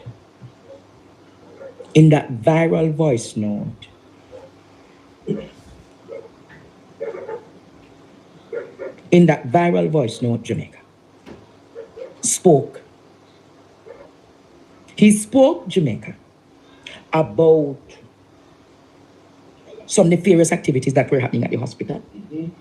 You remember he spoke about the devious acts happening at the hospital. Well, the Auditor General audit is finished, Jamaica. The Auditor General's audit is finished. And if you think it was ordinary, it is damning. It's a damning report, Jamaica. It is a damning report.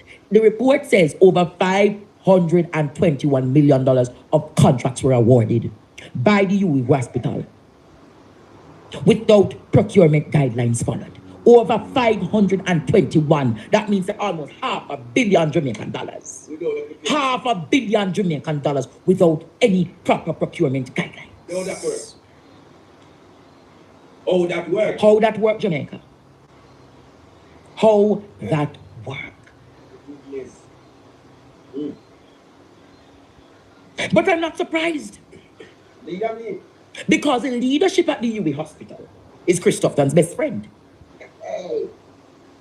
Dr. Carl Bruce. But Dr. Hunter, in that viral voice note, has been vindicated. He spoke to the fact that procurement guidelines were not being followed. My husband is 6'5", and today we're trying first Tai Chi practice. Hope it's worth it. This is him after 2 months of Tai Chi. He is definitely stronger and hotter than 10 years ago. Make it a habit. 7 minutes of Tai Chi every morning, all the way for 1 month. In 1 week, you feel better. In 2 weeks, you look better. In 1 month, your wife won't believe your results. But you think you hear anything yet, Jamaica? Listen to this part of the Auditor General report. The Auditor General is saying tonight, Jamaica, I am tired of this country. I am tired of this country. Note where he was talking all of the things them, but who not qualify, who never passed the exam them. Zoom it in that Ishmael. Zoom it in and let us see.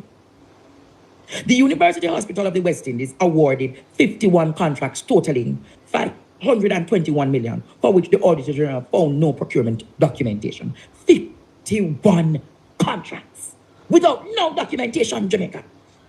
The Auditor General also discovered that the UWI hospital used its tax exemption status to import goods, Courtney, for a private company, and later purchased those same goods from the private company. Ball out! Whoa, yo. We need help, Jesus. I'm going to say it again, Jamaica. The UWI hospital used the tax exemption to carry in Jamaica. The UWI hospital used tax exemption to carry in goods for a private company. Then turn round and buy back the goods from the private company. What can go so? What can go so?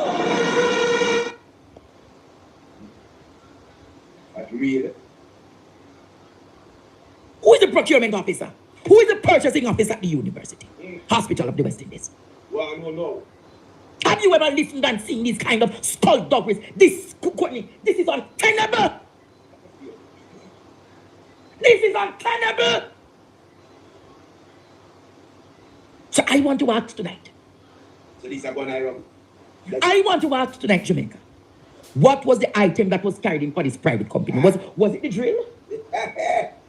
Was it the drill, Jamaica, that was carried in for a private company called Meditech? I am asking, I don't know. We need to know, Jamaica. We need to know. We need to know tonight, Jamaica.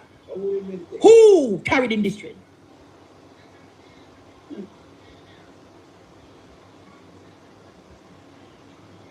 Who?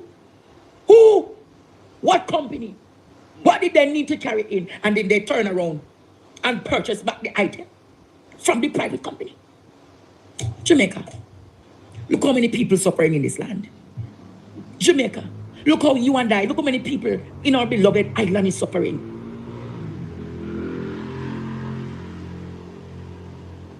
Look at the people in our beloved island suffering. And you're telling me tonight. You're telling me tonight that somebody not going to prison for this? You're telling me tonight, Jamaica, that this is going to be another walk in the park, and then a minister just come and announce that, oh, there's going to be a committee to oversee what is happening at the University of the West Indies Hospital. No, Tufton. No. You're not getting away this time, Tufton. You're not getting away. No committee. No, you people are too fucking wicked. Only too damn wicked. Only too fucking wicked in this country. Only too... We need a divine intervention. We're tired of the labor rights.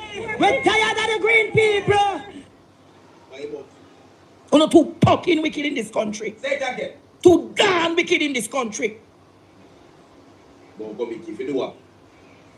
Don't look up moringa. Seriously, just skip this.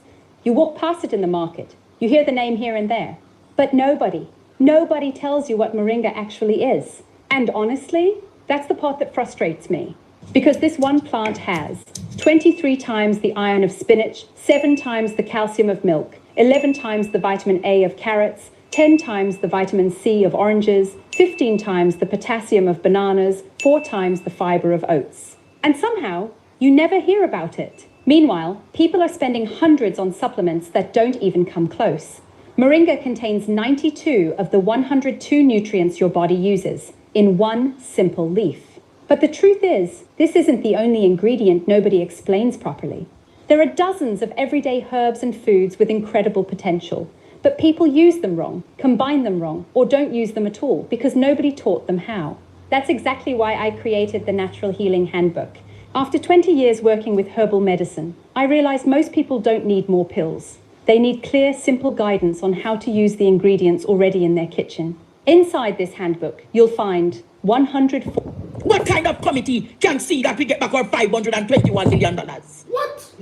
So can you imagine if that is happening at UA Hospital? What is happening at Cornwall Regional? If that is happening at UA Hospital, can you imagine what is happening at Cornwall Regional? Them bare-faced, them dry-eyed. Andre, calm down. The way I deal with. No, I'm not invisible. I had to use the bathroom. I explained that earlier. So I'm back. Wow. Woo. Thank you guys for, still sticking around with me. Real supporters. Big up on yourself. I have to go back because I was not hearing clearly what's going on here. I heard something about some 500 million. Metal. May I speed it up? I want to hear it already, so may I speed it up for me? Jamaica. Yes.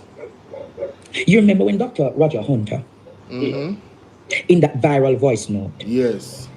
In that viral voice note. Mm-hmm. In that viral voice note, Jamaica. Right. Spoke. He spoke, Jamaica, about some nefarious activities that were happening at the hospital. Mm-hmm. You remember he spoke about the devious acts happening at the hospital. Right. Well, the Auditor General audit is finished, Jamaica. The Auditor General's audit is finished. And if you think it was ordinary, it is damning. Mm-hmm. It's a damning report, Jamaica. Yes. It is a damning report. The report says over $521 million of contracts were awarded by the UE hospital without procurement guidelines followed. Over 521. That means almost $500 million Jamaican dollars. $500 million Jamaican dollars without any proper procurement guidelines. Oh. What? Bro, what is the hell going on? Bro, what the hell going on?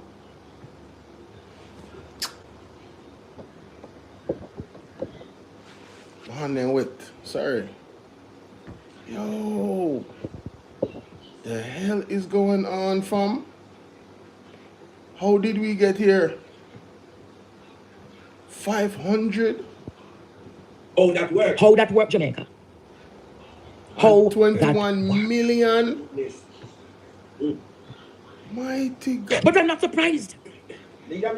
Because the leadership at the UE hospital is Christopher's best friend. Oh! Dr. Carl Bruce. My God. Who remember Dr. Carl Bruce? Andre and Head Boy make me know him.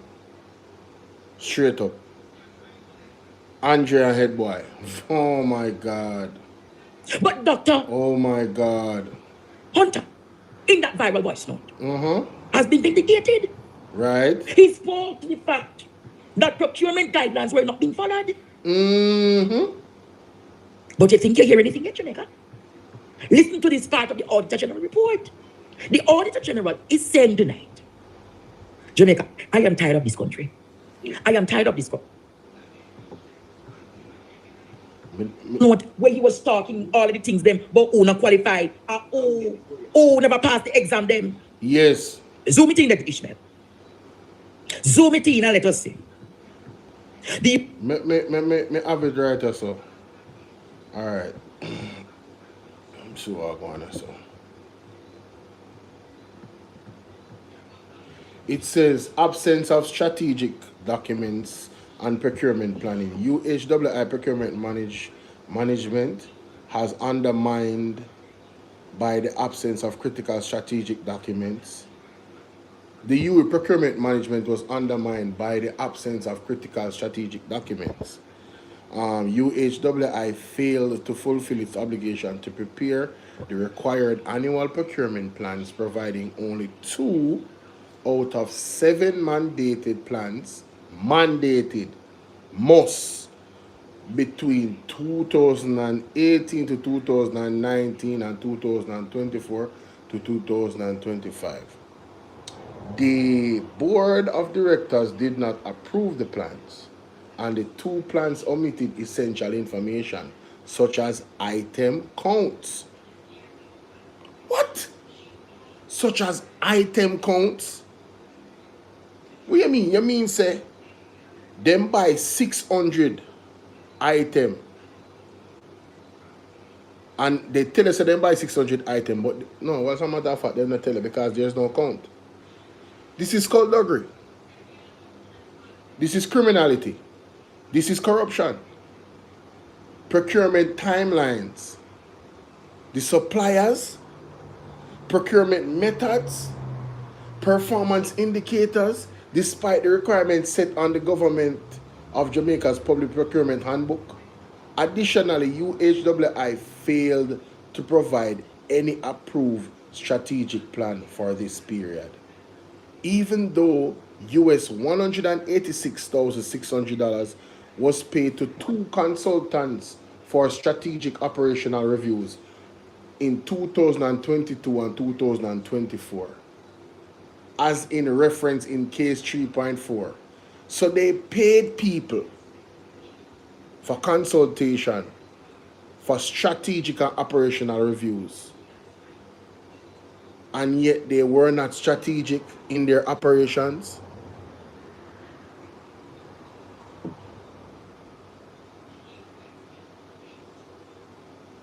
Yo, they must be a scam, brother. They must be a high level scam. When I mean high level, I talk about, yo, you got school for learn how to thief like this, brother. This is a high level scam. You paid somebody, you paid consultants, plural, 186,600 US for consultants on strategic and operational reviews. That means them review your strategic and operational plans. And you still did not have proper documentation, even though the documents clearly show that these are mandated for you to have.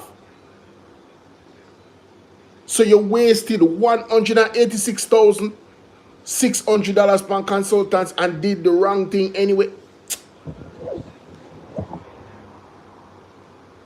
Yo, this is not even. I've got to deal with this all in the morning. This is crazy. This is crazy, bro. This is insane. This is insane, ladies and gentlemen. I have to do this in an entire show by itself. This is unbelievable.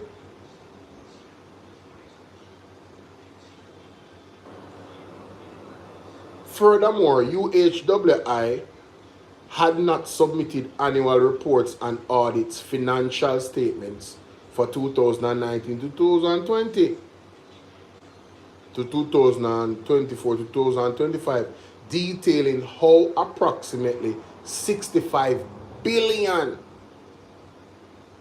in subventions were used. 65 billion. The lack of these key documents may have contributed to operational deficiencies and negatively affected governance standards in public procurement. Jesus.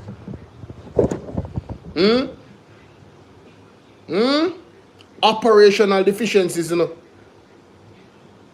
That is how UHWI run, you know. Operational deficiencies, you know, ladies and gentlemen. We cost people lives, you know. We cost babies' lives, you know. Operational deficiencies, you know, ladies and gentlemen. I want you guys to understand what that means now, what it could mean, you know. Not having a CT scan. No, man, no, man, no. No, ladies and gentlemen. This is too much. When is... Uno not ready for March? Yo, if you're not serious, don't even bother tell, yo, we just go march, brother. Just get up and we're going to march straight to where we march to. Wherever the government there, wherever they reside.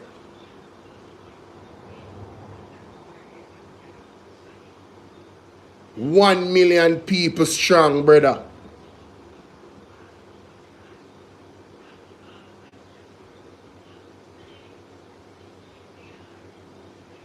Mighty God.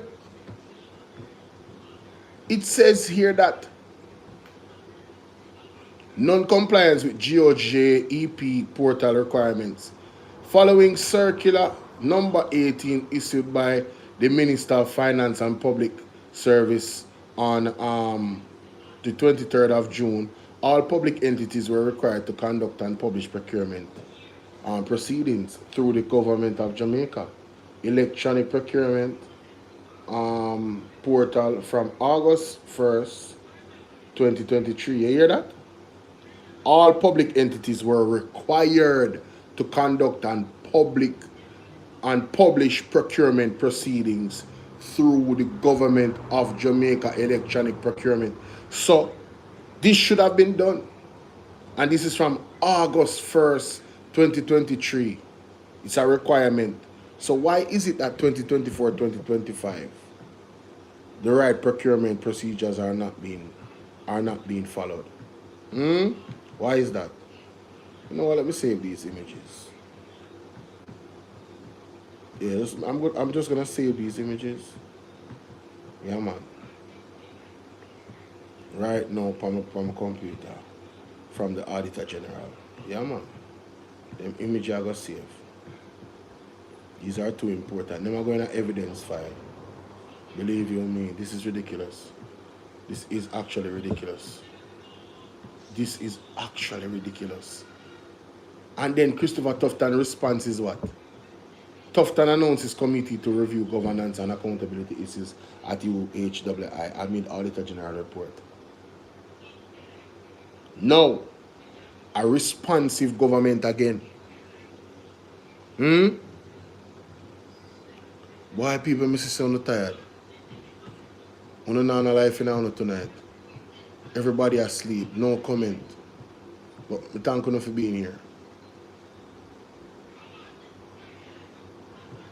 Yeah, man.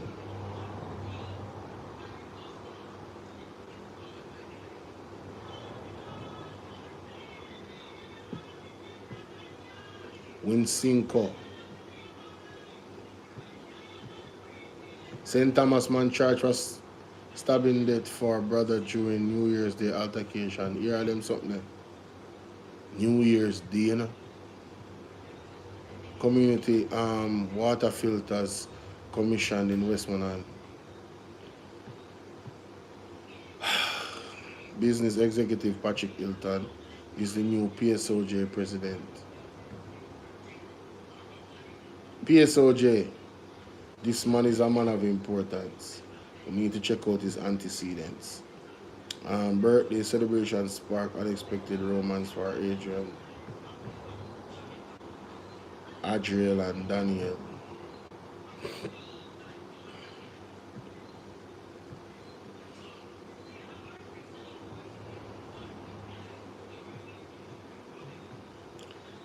Courtney Ashley wanted in multiple murders, captured in gated Portmore community, says police. Captured. Them not kill him? Police operators in St. Catherine have arrested Courtney Bloodstain Ashley, an alleged gang leader wanted for multiple murders in St. Andrew. Ashley was apprehended on the Monday in a gated Phoenix Park community of Portmore, St. Catherine, according to police. Wow.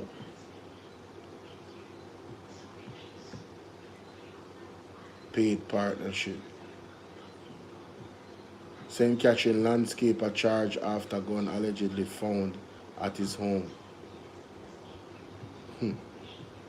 Death sentence sought for ex-South Korean leader Yoon over martial law decree. Wait. Me, I forgot. No, I'm morning. No, sir. We are. Hey, early morning, ladies and gentlemen.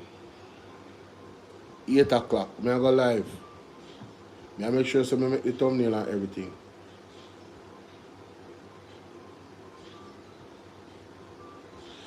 Oh, this girl is a chess player. And she captured gold. The 20th Central American and Caribbean Youth Chess Festival. Wow.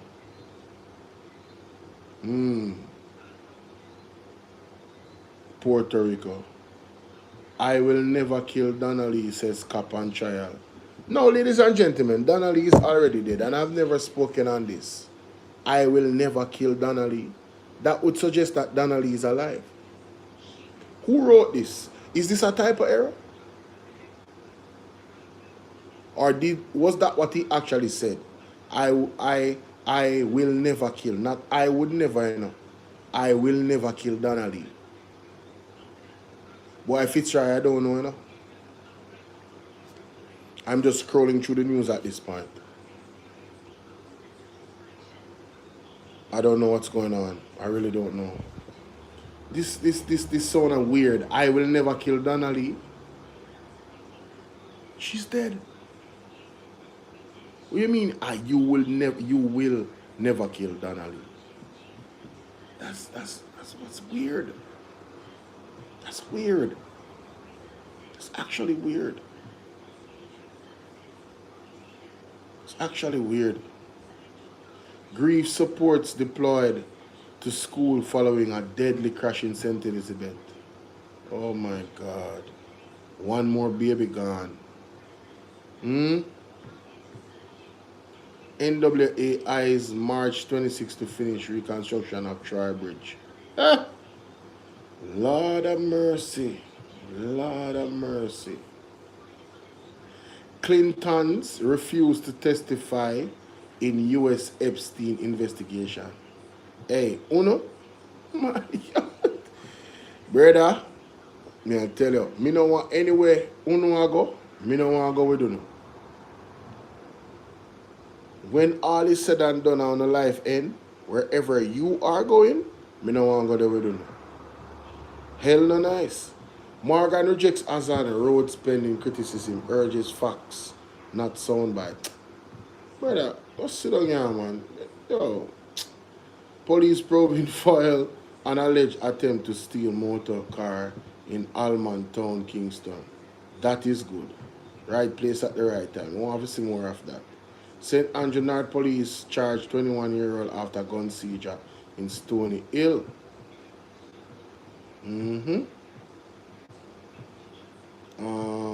What is this? RJR Gleaner parent company announces board shake-up, new committee structure. Well, interesting. JAA to meet in a bid, blah, blah, blah. New NIA boss, stand up and be counted. Newly appointed Director of National Integrity Action. Oh, so you are the man if you look out for now. Because you have all the power for doing it, sir. There's a ton of corruption and what appears to be corruption happening in the government. So, I am looking to hear from you. Massive ammunition seizure. Licensed firearm holder arrested amid SSL probe. Now, ladies and gentlemen, Andre said something about this, which I find very interesting. The individual that is charged in this isn't it the boyfriend or the husband or the spouse of the SSL boss's daughter? So if you're in a house, hold on, more than 4,000 bullets were allegedly found inside the St. James home that was searched by the security forces last month as part of the coordinated operation to arrest key figures in alleged multi-billion-dollar fraud at the collapsed investment firm Stocks and Security Limited, multiple law enforcement sources has revealed. Let's see if we can open this particular article and read it without the gleaner tell us foolishness, so we can read it. Bullet Bonanza. Yo, them are some title. Bullet Bonanza. Mighty God.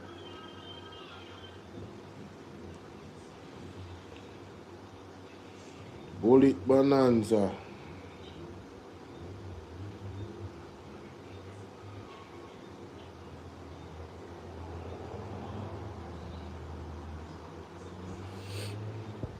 I have to read this to get full context because I don't want to say what is not the truth about the matter. Yes? Wow. So even here, so the man am a block me? This is very, very strange. You can't read the newspaper article for crying out loud.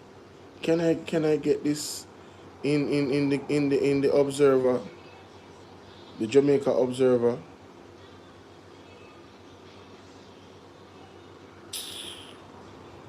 No, why Glean off to behave like that? Hi, Mark Dunford here from Sussex World. You want the damn something then, brother. Sure. The Crawley Observer. The Jamaica Observer. There's too much things happening in Jamaica simultaneously. The entire fabric of the country. The entire fabric of the country is being eroded. Just the entire fabric is being eroded. Alright, so I guess I have to go up on X.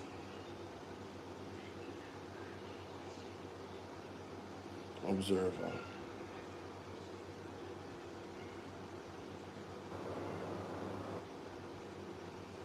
There it is, Jamaica Observer.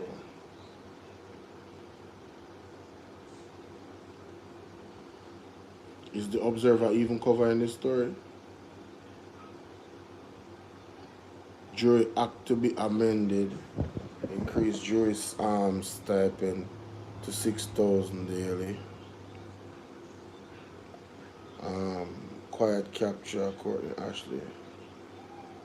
150 million.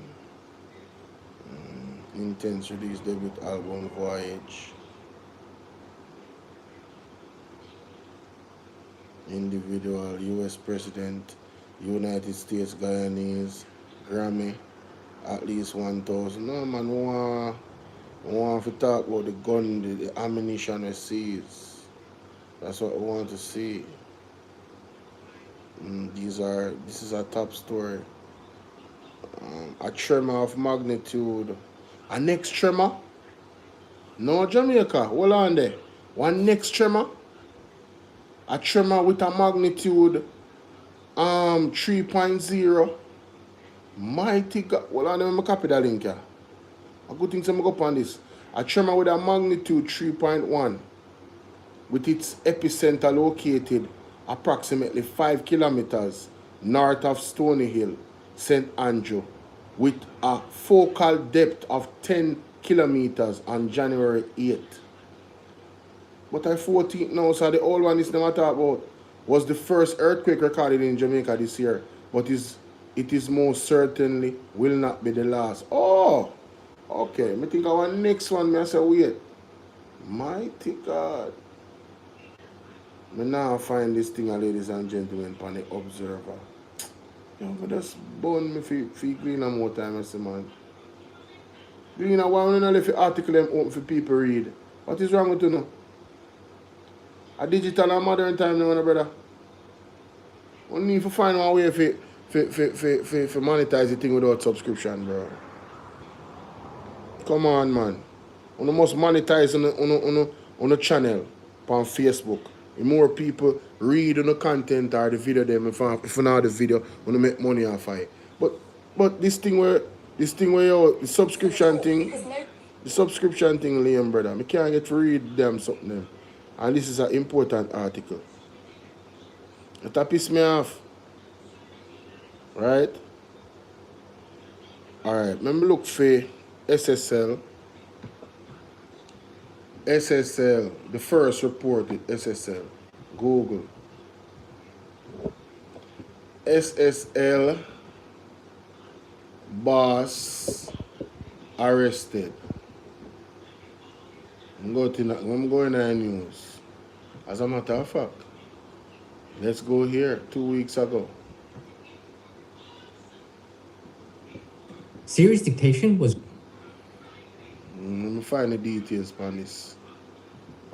Former executives linked to the scandal hit investment firm Stocks and Securities Limited, SSL, have now been charged. They were charged last evening following a ruling by the Director of Public Prosecutions, DPP. The development follows yesterday's coordinated raids at their homes. But as you'll also hear in this report from McKinsky Robinson, those charged have since been offered bail. The three are former Director Hugh Croskery, former Montego Bay branch manager Sarah Meany, and ex-CEO Zachary Harding. They have each been charged with multiple counts of fraudulently inducing persons to invest money, failure to register company carrying on business in Jamaica, carrying out securities business without dealer's license, failure to apply to the Commission to be registered for securities issued, and breach of the Banking Services Act. Each has been offered station bail in the sum of $1 million and is to appear before the court on January 26, 2026. One of the attorneys representing Mr. Croskery, Peter Champagny, is urging the public not to rush to judgment. My client has consistent On a targeted for premises and seizure operative forces and the financial investigator Campbell on a Saturday. Mr. Croskery is also being represented by Samoa Campbell. On a Saturday, members of the security forces and the Financial Investigations Division conducted search and seizure operations at the homes of the three. The operation targeted 4 premises, 3 in St. Andrew and 1 in St. James, as part of the long-running probe into the multi-billion-dollar fraud at SSL. The fraud scandal first came to public attention in January 2023. Yesterday's operation marks the first major public law enforcement development in the SSL case in more than a year. Former SSL employee Jean Panton was charged with multiple offenses in February 2023. In December 2023, the FID submitted a case file to the Office of the Director of Public Prosecutions, signaling the possibility of further charges. All right, so me now get to more from that. It's them now mention the individual with the girlfriend, the girlfriend man, right? Yeah, that's what we want to hear about.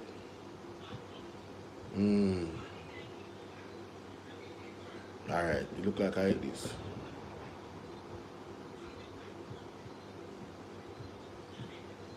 Oh, this one not it neither. Them keep. Let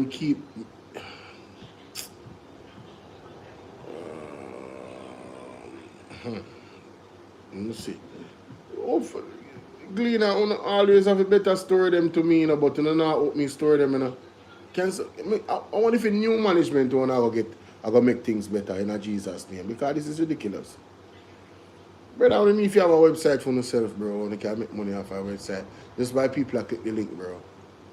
Just by having traffic. Right? Look how long I try to open this one.